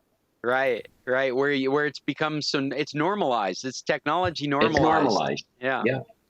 It's like we become absolutely normalized with the concept that we can climb in this aluminum tube and fly somewhere, be transported somewhere in a few hours to another place. I want to call this back to our conversation about Internet of Things devices and security, because Yeah. Bill's vacuum is a perfect example of something that should be on a guest network, because that vacuum has a map of his house. The associating that with more data would just be more dangerous. You do want it on the internet, so it'll have firmware updates, set securities on it, because that could be a point of contingency for security. You could target Bill directly, and not only know his financial situation, but know the layout of his house. Yep. Yeah, you have to have a certain financial status in order to have it. You know, literally. Well, I was just thinking, if it was running on your main network, the hacker could watch all your bank transactions and what your Roomba's doing. Well, yeah. Well, this one doesn't and now you can get them. The newer ones have cameras that do actual visual layouts, and you can use the Roomba as a security system. It can. I think that's awesome. Yeah. You can tell it to go into the kitchen and look around. Something's going on in there that you don't know about. So you can bet that'll be one of the next things that's on Amazon's Sidewalk Bridge, right? It'd be like, oh, we need a pocket of Wi-Fi outside Bill's window, and there's nothing here. Well, we'll move the Roomba up to the window. Now we've got Wi-Fi on the sidewalk. Absolutely. No, it is amazing. It's that it's available and available at a very minimal cost. If you really think about it, you've got a damn robot wandering around in here with artificial intelligence that's cleaning the house. Yeah, it's very impressive. Hey, Mom, I've been watching you get disconnected and reconnected. I'm curious, have you ever tried to do this meeting from your iPad? And you're muted right now. Well, that one's muted, but there's two of her. Yeah, let me get this one off the screen. There we go. All right, is the muted one off, or? Yeah, the mute's off. We can hear you now. Can't find my iPad. Oh, well, that doesn't help, does it? Somewhere in this house, I know it is. I just can't seem to locate it. Well, I think for a long time now, you've been having problems with that laptop in this meeting. I'm waiting for my son to get up here to fix it. Boy, at the rate we're going these days, you might be in the market for a new computer before I get up there. Oh, dear. Well, that's one sure way of finding it, check isn't the it, freezer. Scott? You just buy a new one and you'll find the old one right away. There you go. Or just check the freezer. Check the freezer. Well, what's sad is I've had it. It's getting old now, and I really haven't utilized it much because I was going to use it with my camera, because I have a system where I can hook it up to my camera to take my pictures. And so I've been waiting so I could see. It's taken a few years. I think maybe I'm going to be able to see now. So now I got to find that iPad. Yeah. Hey, Scott, I got an iPhone question for you. Oh, okay. I dropped my iPhone out of my pocket. It has a screen protector on it, but it didn't protect the iPhone. It landed right on a corner, and that was the biggest problem. Ouch. And it broke the glass. What is a reasonable kind of cost to replace that glass? Is it the glass, or is it the screen behind the glass, or is it both? No, it's just the glass, because when you use it, it's fine. You can see the cracks in it, but there's no bleed in the system. So it's literally, I'm sure, just the protective glass. And what model iPhone is it? Oh, i6s. 6S, good. Yeah, if you were going to buy an older iPhone these days, you don't want to go any older than a 6S. That is the last fully supported iPhone. Yeah. Yep. What that should be is a digitalizer replacement. I'm just doing a Google on iPhone 6S digitalizer replacements. I'm going to give you the most expensive price because I'm pulling it off the iFixit website, and notoriously their parts are more expensive than anywhere else on the network. But what they are, though, are the best parts. I mean, if you want to make sure you're getting a genuine part that works the way an Apple part does, you should use the iFixit recommendation, even though it's a monstrous price. And it looks like you can buy it from them for $70, $69.99 US. US. Yeah, well, I was in one of these We Fix cell phone places, and he quoted me $129 to replace the glass. So that would be the part and the labor. Yes. Yeah.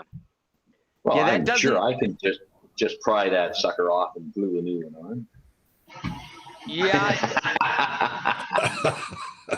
I wouldn't. That was sarcasm. I would take it to my brother-in-law to do it because he's got all the tools to do that kind of work, and that's what you need. You need the tools and the experience. Otherwise, you're breaking other things in the phone. I mean, I know you're joking, but it really is a joke because it's a joke to think I could do it. No, he did have i6 reconditioned used ones, a 6S. Yeah. For $229, $100 more, and it was a new phone. Was it the same capacity? Was it the same capacity as your current phone? I don't know what. Was it a 64 gigabyte or a 32 gigabyte? Because that's. I don't even know what I got. Yeah, no, that's where you can price match, because it's not a bad thing to look at the repair price versus buying a refurbished one. And he might even give you a core price. Like was that a price if you gave him your old phone, or was that just the price? No, I just asked him if he had. It said on his front marquee, reconditioned phones or used phones.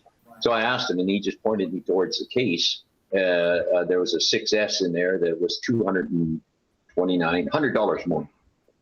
So those are the questions that you would want to ask in that circumstance. Besides physically looking at it to make sure it doesn't have any kind of damage that you would not want to live with, scratches and so on, you would want to ask him the capacity of that one versus the one you have now for storage, because that's the main factor in the price difference of the same two models, is how much storage does the device have. The other thing is that we suspect that the screen protector has a warranty on it. It seems to me the warranty was good for replacing the glass if it got damaged. It could very well be. If you're using Apple Care, that's year to 3 years. There might be one with your cell carrier. Where'd you buy the phone? Las Vegas, AT&T. So you might have a service contract with AT&T. Sid, do you have a service contract with AT&T? Is Sid still with us? It says he is. So where do you think you're getting a warranty if it's not from your supplier or from Apple? From the actual, we bought the screen protector. Oh, he's here. Sid, what's your service contract with AT&T? Oh, I think we lost him. No. Anyway, go ahead, Bill. Well, we bought the screen protector off of Amazon from what do you call it? A screen protector. I have Apple Care. I bought my phone from the Apple Store. Oh, you bought yours from the Apple Store, so you've got Apple Care now. Okay, so we bought the AT&T, we bought the iPhone and the screen protector from the AT&T originally, but I think the screen protector warranty only protects the screen protector, and it will replace the screen protector. I don't think it did. Scott, you called it digitizer, not a glass. I need to know what the term is for this. What a digitalizer is that panel of glass in front of your display that picks up your finger movements. It's the thing that gets cracked.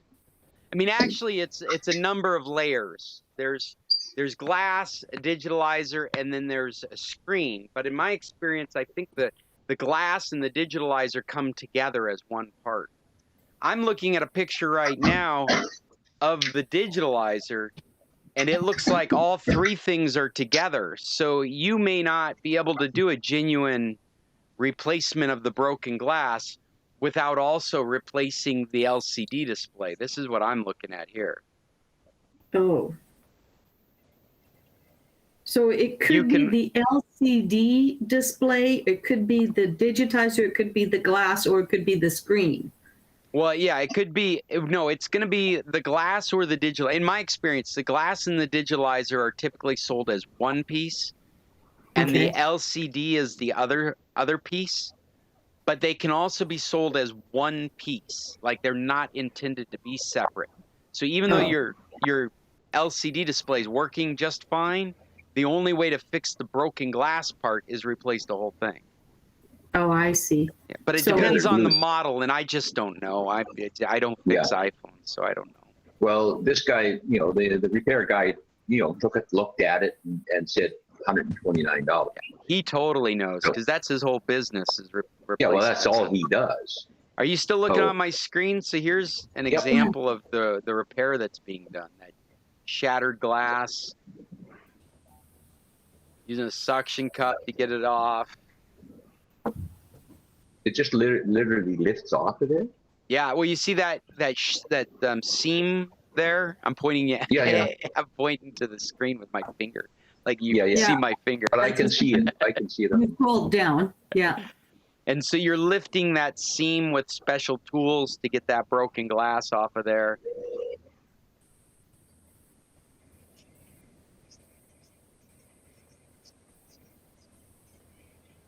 I think just a screwdriver and pry that sucker off. It would work. Oh yeah, that's amazing results, I'll tell you.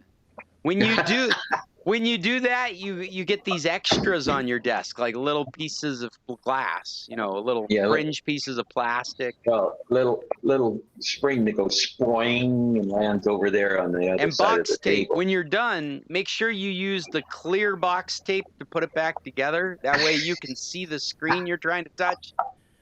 Yes. Don't use the brown box tape. It's really hard to see the screen. It's hard to see through. Well, what amazes me is there's cracks over a third of the glass. It works perfectly. I took the old screen protector off and put a new screen protector on it so that you're not touching the broken stuff. And it works fine. There's absolutely nothing wrong with the phone other than it's got some cracks in.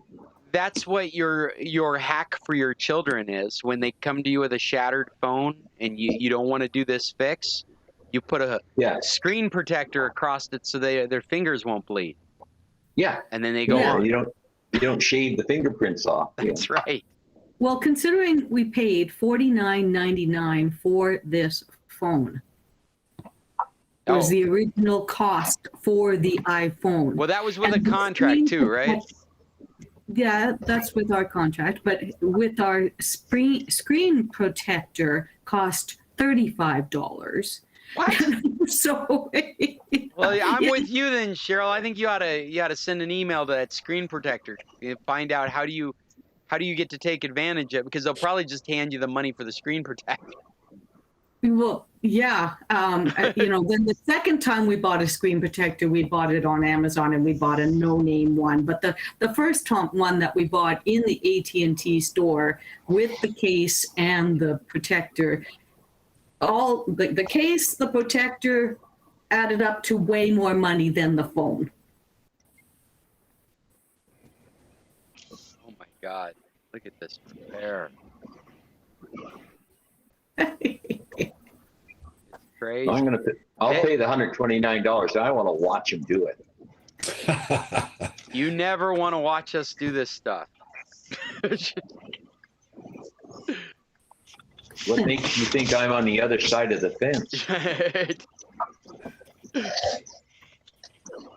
It just gives you a heart murmurs when you're prying at a piece and you're like, oh God, don't break the plastic. Don't break the plastic. Anyways, before we got onto the iPhone, you guys were talking about the robot. I'm gonna hold up a project I've been working on. Oh, there. Let's see it. Well, get rid of your Let me presentation. get rid of that. Hold on a second. So this is that a looks like screen. This is the computer. This is the laptop. I'm thinking duct tape would work. The top cover. Here's the bezel for the screen.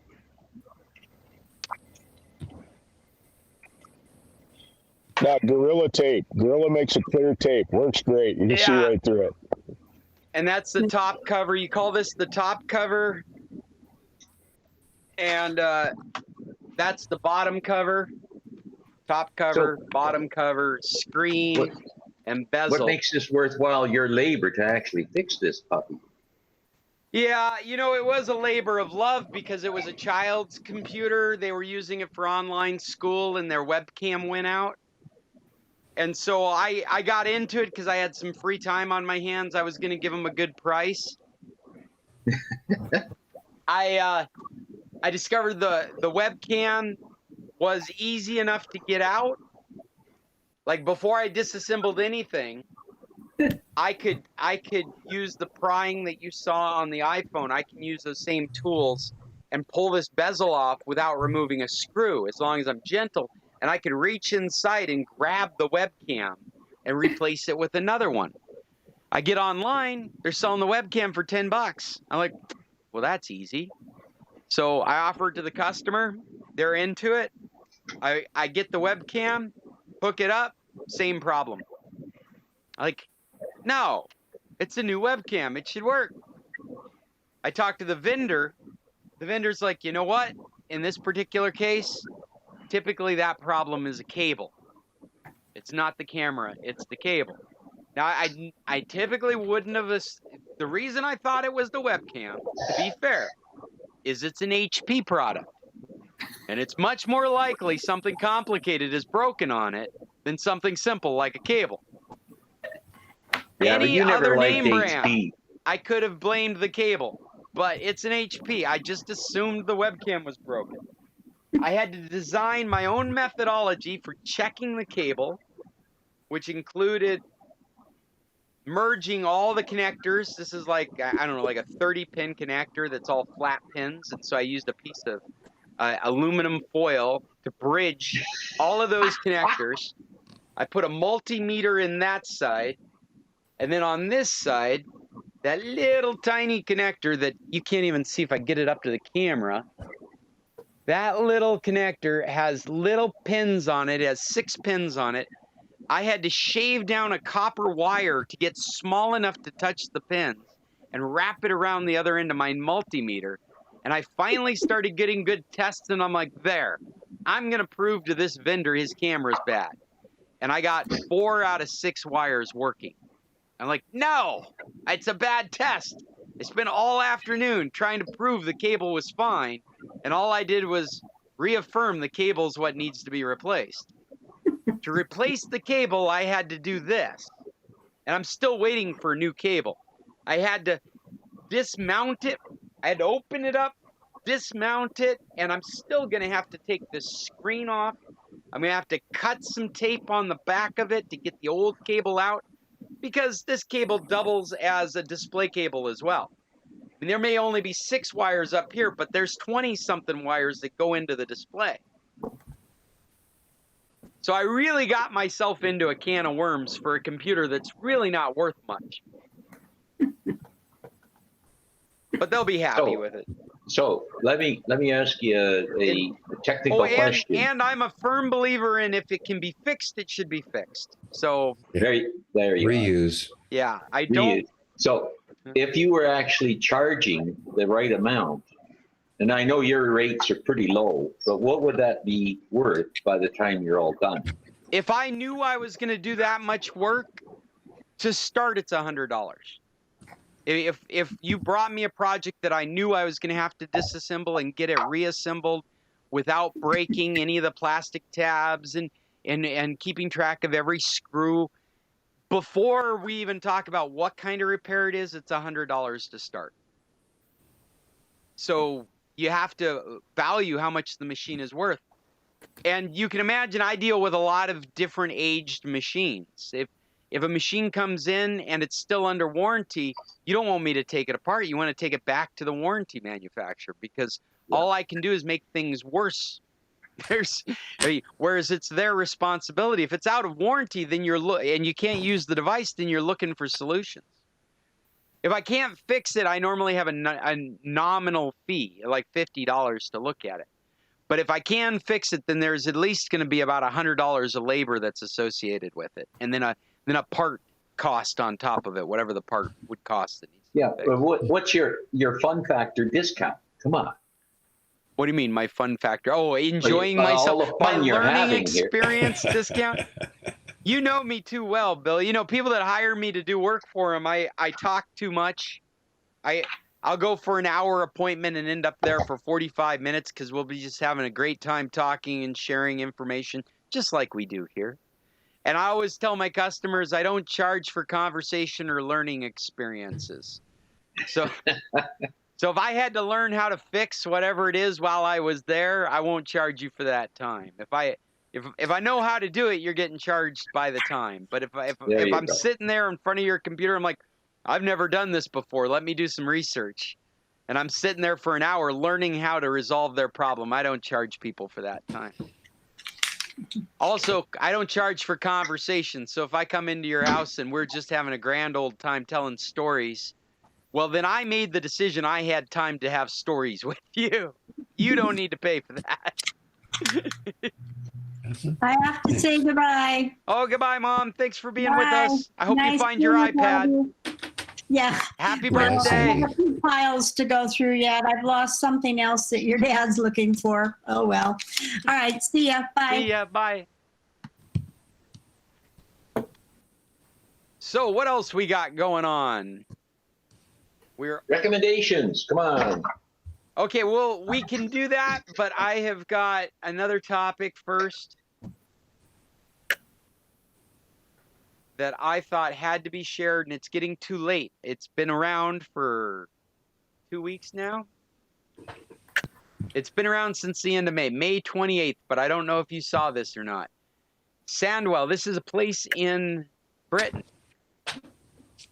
discovered Bitcoin miners stealing electricity, which is probably the new mafia thing that's going on. Instead of looting trucks, they're Bitcoin mining and hooking them up illegally to the power grid so they don't have to pay for the electricity.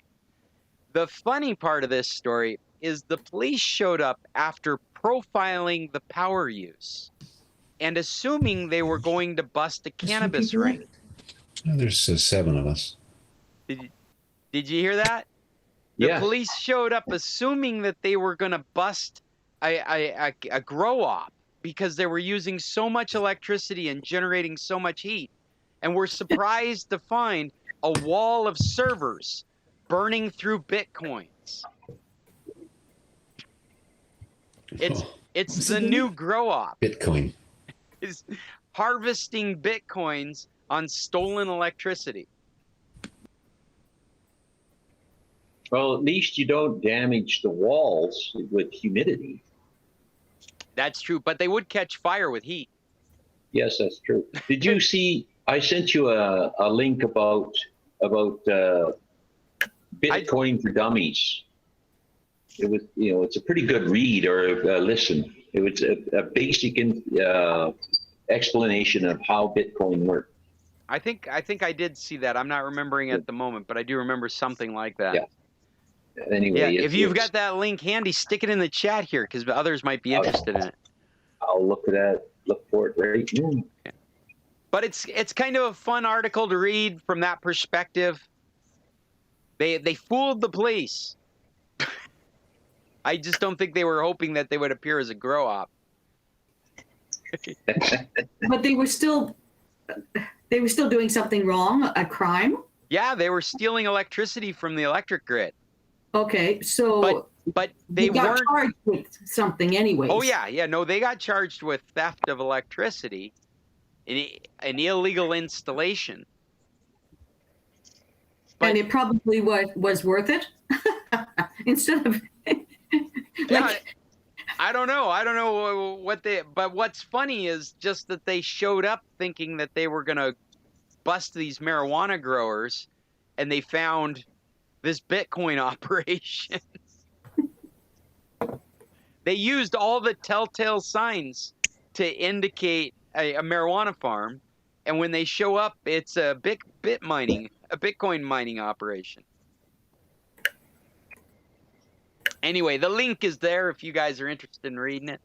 And again, I'll put it on the blog post for today's meeting. I always wonder whether they would have been making money if they'd paid for the electricity.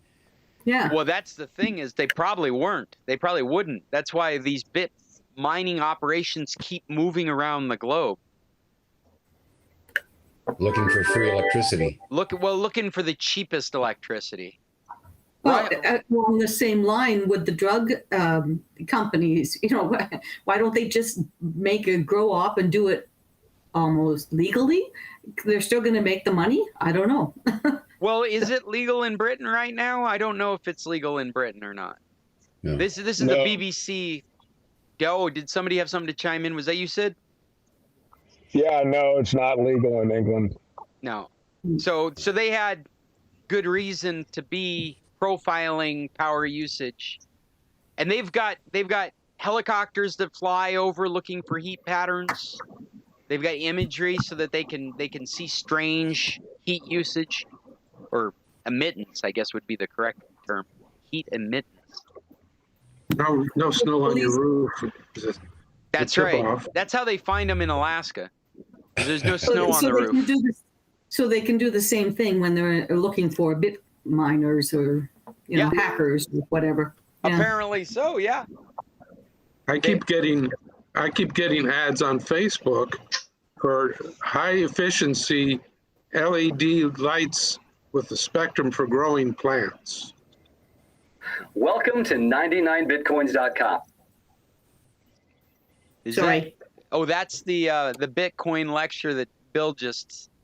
Yeah. But I don't know why is it playing? I clicked on it. Sorry, that was me. Oh, I see. Cheryl's adding color to the background. Okay, this guy it's a YouTube series, and the first one is explaining what Bitcoin is. The next one is Bitcoin mining. I don't know how many he has, but it's a fairly straightforward, simple explanation of Bitcoin. If you're interested in Welcome to at all and just want a little bit more information, I'm Nate Martin, and I'll be your guide to this video series, Bitcoin Whiteboard Tuesday. What's the name of it again? We're going to cover a lot of topics, such as Bitcoin mining, what is Bitcoin, wallets, Bitcoin explained simply for dummies. It's today, from the channel 99 and answer the third most searched term on Google today. If you click on the chat room, James, if you're worried you'll see a link to it. And what I do is when people put the things in the chat, I open up it in another tab, and then I can go back and see it later. You'll be able to understand. So if you're using the new format of meat down at the bottom, there's one that's like a boxy. 99% of the population. So you can't see it on my screen, but there's a box, like a pop-out dialog box graphic icon. It's the second from the right. Bitcoin, I want to take a moment. It says chat with everyone when you hover over it. You click on that, and you'll see a list of these links that we've been sharing. And Bill just shared this link. You give me money in exchange for Cheryl the was value describing her process of just going through and opening every one of these. Value from someone because when we leave the chat, this list disappears. Value has taken so if you want to go back to this later today, you'll want to have already opened this up and saved it. Wheat, shells, and it's now called in-call messages. As a medium of exchange. Yeah, in-call messages. And I put in there, it's called a Shark IQ robot. You asked about the model name on the new vacuum cleaner. It's not a Ninja. Bill said something about Shark Ninja, but that's his cooking grill. So it's a Shark IQ robot. We've changed our trust model from trusting something. Actually, isn't it made by Ninja? Let me explain. Seems like I looked this up last time. Shark Ninja vacuum cleaner. Bars of gold or other forms I think maybe it is. So paper money was invented. I just went and looked on the box, so there's no word Ninja. Or government. I think their company, though, calls it a Shark Ninja. I'm bringing it up right now. Shark Ninja. They're two different brands that have been merged together. To $1,000. Not only were these pieces of paper much easier to carry, but you could spend $1 on a cup of coffee and not cut your gold bar into 1,000 pieces. I suspect what it was, if you wanted your gold back, you guys aren't simply took $1,000 in bills. Let me turn that off. I suspect it was two different companies that merged. Oh. Yeah, well, we had a iFixit Ninja. Shark Ninja. So does that mean I could combine the Ninja grill with the Ninja robot and have it deliver my hot dogs to the living room? Only if it's got a webcam so we can watch you grill in the living room as it vacuums. Yeah. Well, So, it can grill and vacuum at the same time. That's right. What a deal. That is a looking at Rosie the Amazon. robot. I'm looking at Amazon now, the array of Shark robot vacuums, and the RV101AE is the one with the receptacle on the wall. And then they've got the RV2001 WD, which doesn't have a receptacle, but it has a vac mop with sonic mopping. That's the difference. So I don't know. And the RV101AE costs around $433. Well, that sounds reasonable. Is that what yours cost, Bill? Was around $430? we bought ours at Costco in Canadian funds, and I think it was, what was it? It was about $400. It was on a big sale or something. Oh, Yeah. okay. $100 off, so that would kind of make it US. Yeah, so yeah, it was about 400. Okay. They have one on special at Costco on Vancouver Island right now, but that's looks to be one of these. But I'll have to go and check the numbers. I was just there yesterday. The automatic cleaning. Yeah, you want that? Yeah, it had the cleaning station, you know, where you Yeah. Otherwise, they have a charging station that it homes at. That's the cleaning station. It's also a charging That is station. the cleaning station. So it's, Yeah, but all these others. oh, without they've got, without the cleaning. Yeah, that's all that is a charging station then. It has okay. a base to return to get powered. Yeah. That's interesting. Okay, I got one more quick win. Actually, I got a bunch of quick ones, but I got one more that I thought you guys would find interesting and easy. I don't know if you saw this, but they just done a autonomous truck delivery. Saved 10 hours, not allowing the person to drive. There's a person in the driver's seat. This is a company called Too Simple.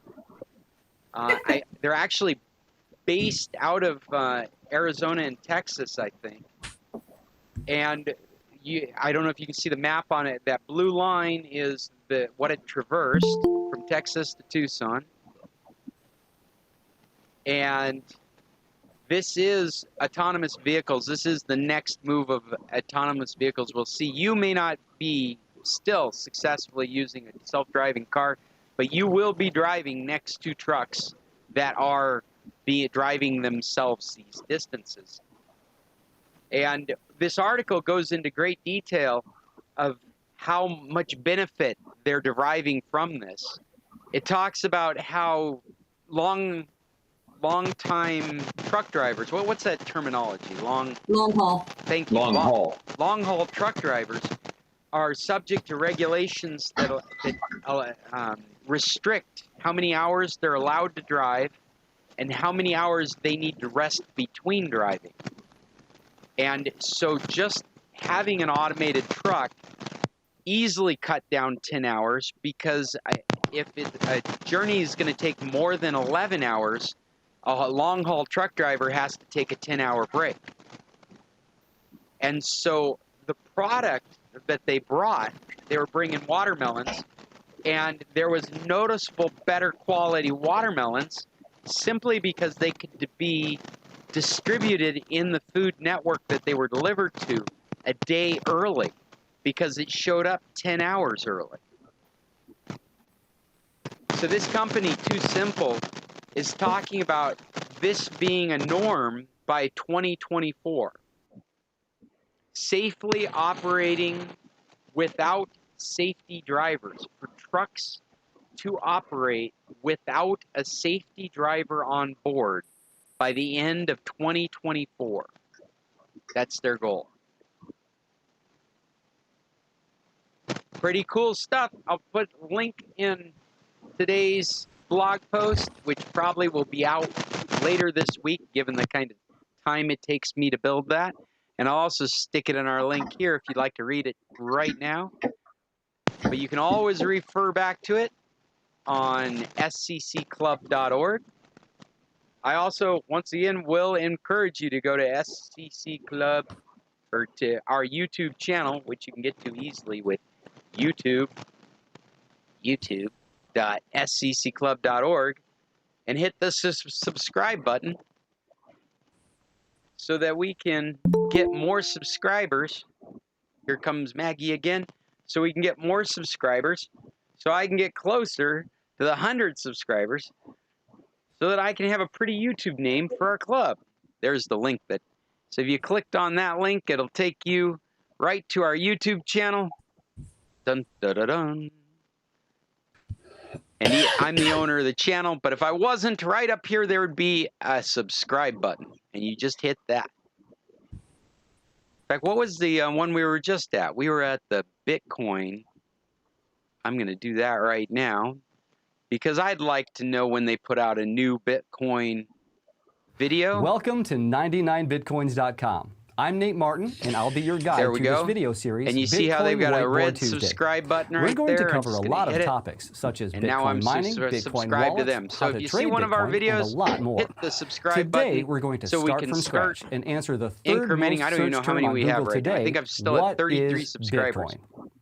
If you're worried that we're going to get too technical and use a lot of... Do you know if we're all on there?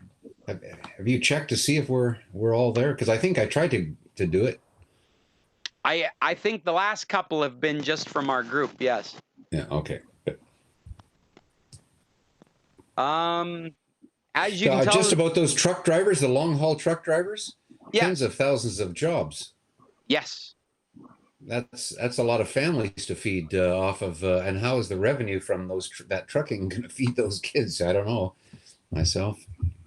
Yeah, and actually they talk about positions in trucking becoming something more like stewards at the beginning and the end of the travel. Like maybe the trucks would be driven out city limits by a driver, or at least chaperoned by a driver, and then they get out and send the truck on its way. And then at some point before the city limits, maybe a truck driver greets the truck and is chaperoning it into the city. They have drones that just drop the driver into the shipping pilot. There you go. What was that, Paul? Like a shipping pilot. Yeah. Yes. That's what came to mind when I was reading about it. I think they have ocean-going ships now that do exactly that. The pilot takes them out. It goes autonomously across, and the pilot meets it and brings it into port. But there's nobody on the ship in the middle. Well, if the goods get damaged, who commits suicide then? Yeah. Right. How can you have an accident if you don't have a captain getting drunk in the oil carrier? Or having sex up in the pilot or in the wheelhouse. Right. BC ferries. Yeah, that was it, wasn't it? It was the BC ferries. We lost one of our ferries. My callback was the Exxon Valdez. Yeah, there you go. The north, I think, is one we lost. Or what about the Sudan? The canal where it got stuck there for days. Yes, but in the Mediterranean, the captain that was trying to impress his girlfriend or something got too close with the cruise ship and grounded it and drowned people. That's wild. That cruise ship, or not the cruise ship, the canal issue. There's been a number of great analytical YouTubes out there talking about how fragile our shipping our supply network, our supply chain is. That something like that could just bring us down. I mean, affect prices, affect availability, just because those gummed up the works. The best, in fact, I'll bring something next week to share. about our chip shortage right now. We are dealing with a silicon shortage, which is strange because they're producing just as many microchips as they ever did, and they're in the same demand that they've been. But because of COVID and a couple of other things that have happened, there's like this wave of back order. And so you have like automotive companies that are not able to build their cars. Like I think that Ford F-150, the electric, I think that's been delayed and it's slow to be ordered because they've had shortages of chip supplies. And the chips are just your typical, I mean, they're like a $10 chip. And they're not even really sophisticated chips. They're just not here because these producers have become so dependent on these just-in-time inventory systems so that they are able to reduce costs down to the minimum amount to maximize profits. And Toyota right now is being held up as an example of using just-in-time correctly, whereas the rest of these American companies that have thought that they thought they were practicing this minimalizing of inventories and just-in-time inventory practices that originated in Japan. They weren't doing it with the kind of quality that is required for it to be effective. And I watched a great video that was talking about why Toyota is still building cars and being very successful, whereas companies like Ford are waiting for chips to show up. But yeah, this problem is everywhere in our industry right now. There are game machines that you can't buy. You've probably heard grandkids talking about the PS5 or the Xbox Series X. These things are not easily available right now because of these chip shortages. Scott? Yeah. One of the major consequences I heard about from that Suez event is that there's a huge shortage of garden gnomes in England. I'm glad we're keeping our priorities straight. Maybe there's a job for you and I, Bill. I thought they were endemic. Going to get into garden gnome. They're endemic in England? I don't know. Yeah. Now, James, do you mean making them or imitating them as a rental business? There you go. You can take it every which way. You guys have secondary jobs. They can put like little netbooks out in the lawn, and you can zoom in as a garden gnome. There you go. That's it. We'll get them to be what are those things? Holograms. Yeah. What I was going to say is they're forecasting these devices as not being available until 2022. And the chips are being made, the devices are in demand, but the chips are not in the right place to build the devices. And they're not catching up. Everything is consequently back ordered. It's the only way I can think about it. Is people are putting in orders, they're getting produced, but they're so far behind that they're not coming out just in time any longer. And Toyota makes the point of understanding how just in time works, and part of that is identifying your critical components. And Toyota at the beginning of this had already stockpiled large amounts of chips because they understood that was the critical component in what they built. Ford sent people home. They had trucks on an assembly line, and they're just sitting there gathering dust because they can't continue without those chips. Toyota just went in their back room and got more chips because they're ready for it, because that's part of just-in-time inventory. Well, I just want you to know that it's not my daughter's fault, because she's a crane operator in the Port of Los Angeles, and she keeps unloading. Yeah. They're just not there. Yeah, well, I mean, they're even there, but they're already so far backlogged that they're not catching up, and they don't think they're going to catch up until 2022, even though they're being produced at the same rate as before, even more so than before. And the demand hasn't changed. The products are still big, but it's this wave, like a compression wave in the system that they're having to live through right now. And unfortunately, The reason we feel it is because of these things that are critical components that these other companies didn't identify as critical from the beginning. All right. We got off topic. I'm off of topic. I'm out of topics. And we haven't hit any recommendations. So maybe we ought to take a moment for that before we get out of here. Anybody brought a recommendation to the table or to the Google Meet? Someone was asking for recommendations. They had to have brought something. Cheryl, you got nothing?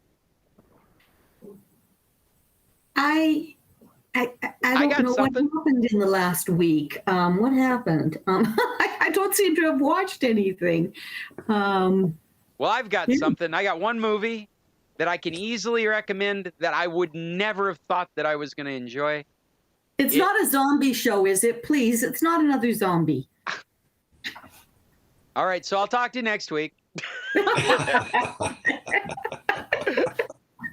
No, I'm kidding. It's the new Cruella movie, the origin story of the villain of 101 Dalmatians. Did you see it? We did. We saw it, and I didn't care to see it. The kids really wanted to see it. I was surprised. I didn't know that they were going to care to see it. I have watched a number of these live-action spin-off kind of movies from Disney, and I haven't been impressed with them. I haven't enjoyed them very much. The one that I had the most fun with was the Aladdin one, and it had nothing to do with what Disney did. It was my kids. They grew up with Aladdin. Apparently, I didn't know that, but they sung every song in the movie. So, I think I would have had even more fun if we'd watched the original cartoon, but it was fun watching the live action because they knew all the lyrics. And it was just like our own personal show. These girls just belting out Aladdin tunes from this Disney flick. So I went into it with very low expectations. Also, Sony watched the movie. You know, my partner in crime, the other tech in our business, and she told us she didn't like the movie. She didn't think it was very good. We get into this movie. It's an awesome movie. It is really well done. Special effects are great. The story is original.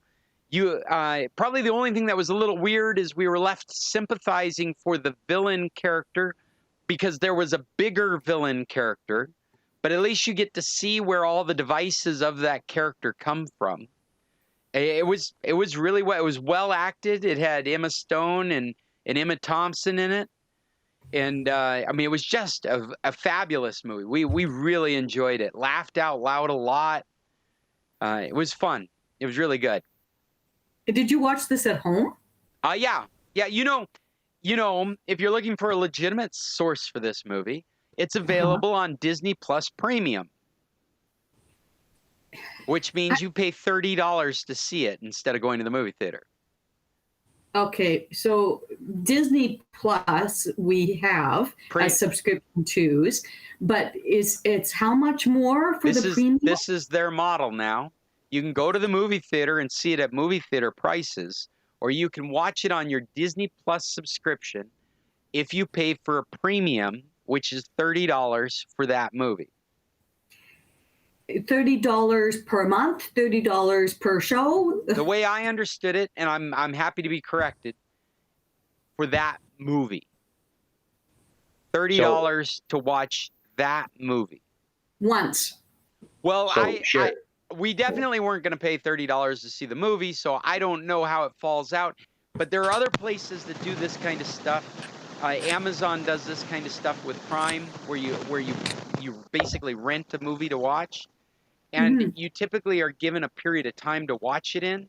So it's something like 72 hours to watch what you've rented, and that period starts when you first start the movie. So But could I pay for it to be shown at the same, doesn't have to be at the same time or the same 72 hours, that my granddaughters can watch it in 3 different provinces? I think that's a great question. I have no idea. That would be a great, if you guys find yourself in that situation, we want to know if it works that way, because that would be wild. If you could be... Well, I have 2 granddaughters, and I think they both would enjoy the movie. And one has a birthday coming up, and so I was looking at it to see, is there a way for me to show Cruella to her and her friends or her cousin, at the same time, and how much is it going to cost me? I'll let you know a secret. There is called Streamio. Can you do a group watch in Streamio? No, but you can always say in group meet, we're starting it now. Yeah, there you go. There you go. Anyway, Scott, I have one. It's not really a recommendation because I haven't seen it yet, but I'm eagerly anticipating Dune. Dune. Oh, Dune. Yes. It's in the theaters now. But it hasn't showed up as a legitimate movie in Streamio. Well, since none of us have seen it yet, I'm not going to put it on the list yet. But I'm with you. I'm eagerly awaiting it as well. Did you watch the original? Which I never read the books. So when I saw the original movie that was made, I was lost. And had to watch it a number of times throughout my life and get backstories from people that read the books to understand what was going on. I, on the other hand, have read a lot of the books. Oh, good. So I know the backstory on a lot of these characters. I'm going to put Dune on our book recommendation list. Book recommendation, yes. But there's lots of them. Do you have some specific titles that come in mind that you think somebody should read? Start at the beginning. Dune. Did you see the mini-series remake? I don't know if I have. I should go look it up. No, don't bother. I was kind of going to say the same thing. I think the original movie, the miniseries has got some great special effects, and they play on the characters a little differently. But in the end, it's the movie is a beautiful movie. It's taken me years to understand what was going on, but the sets and the costumes and the acting is just awesome in that movie. And Sting's in it too, right? If I remember right. I was going to say he's one of the antagonists, a real bad guy. Yeah. Him and his father or brother, they are the Harkonnens. Excellent villains. Hey Sid, do you have any Dune titles for reading you would suggest? I fell off somewhere while reading Dune Messiah eons ago because I just kind of lost the story. I should look for them on audiobook. I don't think I will ever take the time to read those books. They're on every audiobook source out there. The book itself has become a real part of our society. And there's prequels going 1,000 years in the front of this thing as well. Yeah. And it goes forever. Like you could spend the rest of your life reading Dune type books, I'm sure. Yeah. It's like following Star Wars books. I was going to say. Books. Well, are all Dune books done by, I've forgotten his name, isn't it? Hebert? Yeah. Hebert. So are they all written by him, or are they franchised out like Star Wars books? They're franchised out because he eventually died, didn't he? Uh-huh. When you read Star Wars books, you get into an author that you really enjoy, and those are the books that you follow.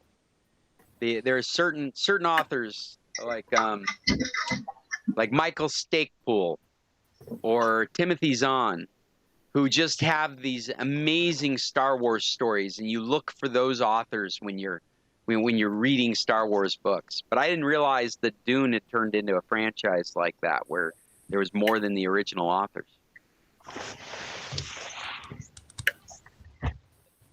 Well, do we have any other recommendations? Anything else that's...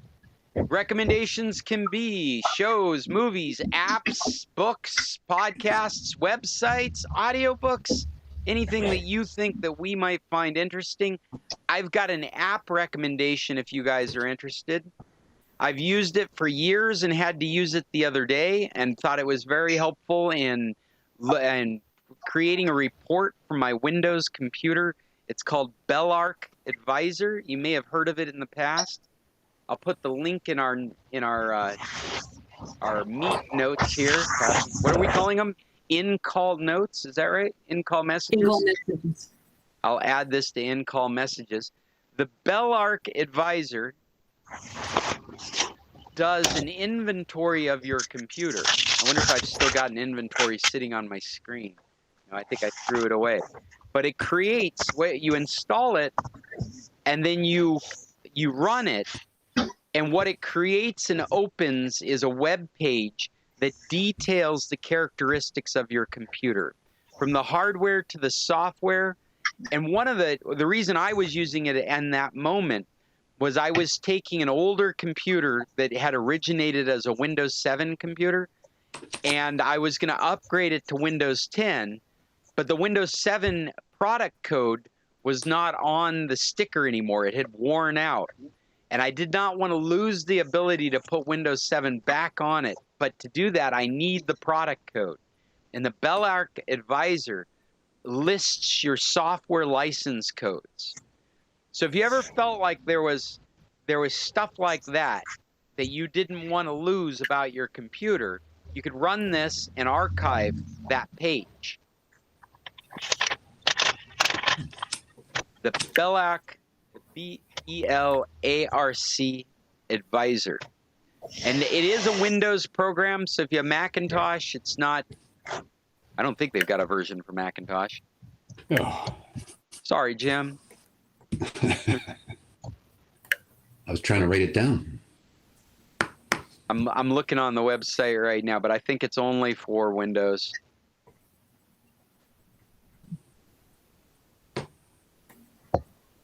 Belarc Advisor. Yeah, all different versions of Windows. Oh, hey, their commercial product runs on the Macintosh. So the one I'm using is a free one, but I bet what they're saying is you can buy a version for the Macintosh.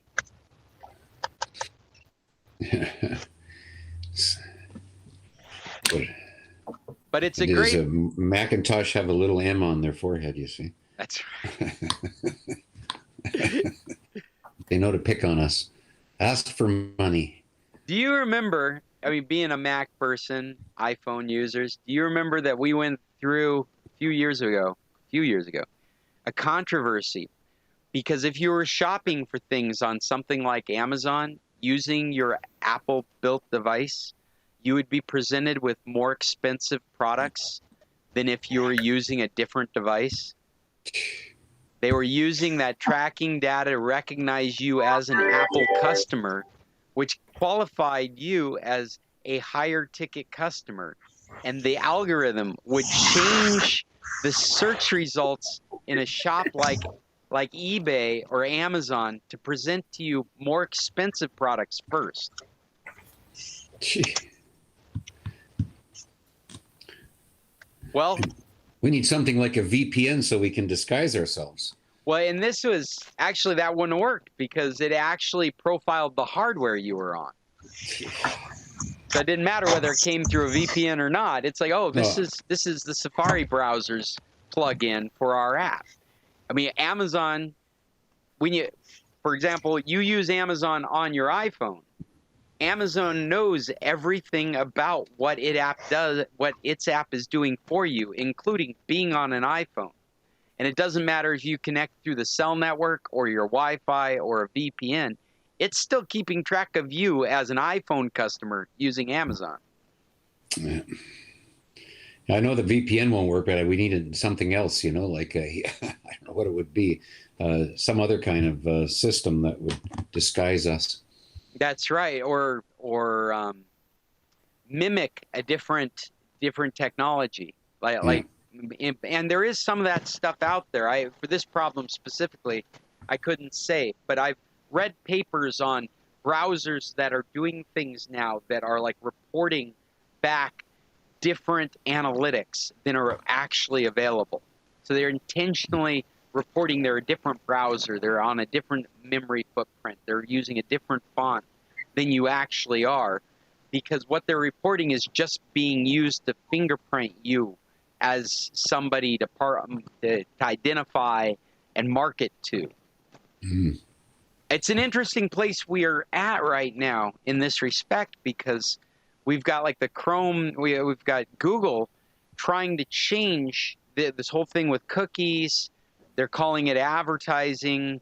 They're calling it privacy. They're trying to provide more privacy for you. And what they're doing is they're stripping all that tracking out, and then they're using a system called Flock. And this Flock system is a way of identifying you and then putting you in what they call a list of cohorts. And your cohort group is something like middle-aged white men instead of Scott Stimson. Right? Well, they would never have my name directly. But instead of my browser in San Carlos in my phone, I'm put into a group of middle-aged white men that surf the internet regularly. And so then anything that that group finds useful is where they would shoot the advertising down to. So they're not advertising directly to me, my phone, my browser. They're advertising to my cohort group. Now, this thing is back and forth. We actually should dedicate some time in one of our meetings to talking about Flock, because it's really controversial. Google is trying to do something that will create more privacy for you as an individual. At the same time, they're most definitely creating an advertising scheme that only they can take advantage of. So they're controlling the advertising market that's there, right? While in the guise of giving you more privacy. And it's definitely their scheme for giving you more personal privacy definitely will work. They pull away from directly connected to you to out to a group of similars. But when they do that, what you're really being you're being advertised in general again, kind of like TV advertisements used to be, right? Maybe the demographic isn't as granular as, you know, balding blonde guys that are overweight, but it is still this demographic that's more granular than just everybody watching Fox Channel. They have cut out the business of advertising to only themselves. If other people get on board with this idea, only Google would be able to be advertising to us using this more privacy for us, our more personal privacy, this system called Flock. And consequently, all the browser developers that use the Chromium engine have elected not to bring Flock into their system. So their browsers, Chrome is the only browser right now that's using this system. Apple has done a similar thing recently. And you guys with iPhones and iPads have probably witnessed it, where the latest software update is asking if you want to be tracked. And most people don't want to be tracked, and so they say no. And there's this huge amount of data, advertising data, analytical data, that is now not available to your applications. And so advertisers can't take advantage of that. And so they have to advertise to you in general instead of you specifically, except for Apple. Apple can market directly to Jim Hines or Paul Gregory, because you've got the Apple device in your hand, and they've cut out all the other advertisers. They're the only ones that are able to advertise to you directly. There's a lot in this topic. I'm going to shut it off there because we're way over the time we like to run these meetings. We should bring this up again because it's fascinating. I think that you find yourself as a consumer on both sides of this issue. I personally find myself thinking, I grew up with TV advertising, and then nobody knew I was an 8-year-old boy sitting in front of late night TV watching advertising for booze or for pickup lines or whatever it was that was on TV that was intended for adults. And I feel like I'm just fine. I don't think there's much need for targeted advertising at all. I don't care. And I think that all of this is kind of the wrong way for us to develop technology. We've watched We've watched technology get bastardized for advertising. That's where all these activists. Somebody asked me the other day, "Why don't you make an app? Maybe you can make money building an app." I'm like, nobody's making money off of building apps. Everybody makes their money off of building an app and then selling the analytics to an advertiser. That's the business model. You used to build an app and sell it to Microsoft. You'd build a whole software company around a platform in hopes that Microsoft or Apple would buy it from you. That's how you would make money. Now everybody builds apps in hopes that they'll be popular and people will love them so that they can take your analytics and sell them to an advertiser. And that's where we're at in 2021. This has been the San Carlos Computer Club. I'm Scott Stimson from International Computer Solutions. Don't forget that I can help you remotely if you need it. I can burrow into your computer and try and sort out what problem you're having. If you need something like that, you can email me remote@internationalcs.net, or you can find me all over the internet. You can go to the Computer Club, scclub.org. Go there just to find the blog posts from all our meetings. All these things we talk about, these links, they'll show up there. I make an episode artwork for each one of our meetings, which is pretty cool. I turn it into a jigsaw puzzle, which is pretty cool. If you want to find any of that stuff, I put the recommendations up there too. So if you're looking for a list of movies, a list of TV shows, a list of books, they're all on that website, scclub.org. The intro on their, what is it, your YouTube? Where's the intro? On the podcast. That's right. If you want intro to the podcast is worth the journey in itself.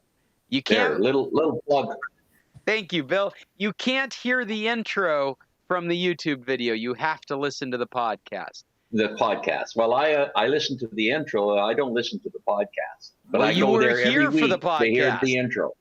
Actually, what's that? Actually, you'd be surprised. You should listen to one of the podcasts sometimes, because I try and do a valiant job of going through and cutting out all the dead air and all the ums and ahs and the static and the distortion where we can't hear each other. And I try and leave all the interesting bits.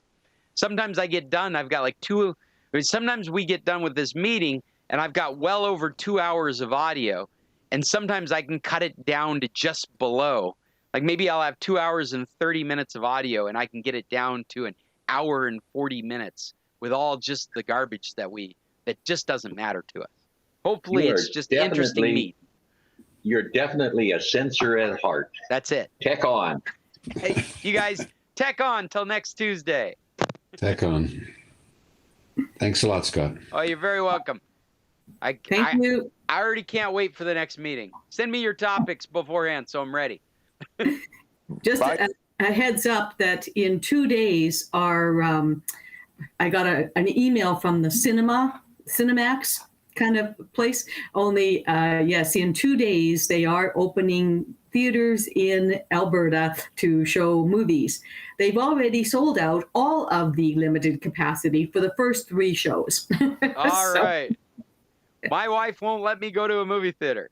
Yeah, we're not going on the 10th either. That's why I'm looking for another place for Corella for the 21st.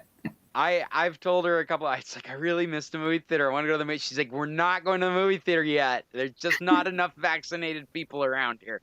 I don't care if it's open. It sounds like you had a wonderful birthday party. I'm glad that happened for you. Yeah, it was awesome. Thank you, Cheryl. Okay. Well, I'll see you next week. Bye-bye. Bye. Well, and that was it. That's not me. This is me. That was it. This is the San Carlos Computer Club. I am Scott Stimson from International Computer Solutions. I am your wired technician. If you do have issues with your devices, servers, computers, routers out there in the real world, and you're looking for well-experienced, good advice and help, I'm here for you. Give me a call, send me an email, do all those things. That you can find me on the YouTube channel. You can find me at our website. You can find me at our business website, internationalcs.net. Write me directly, scott@internationalcs.net, and I'll see what I can do.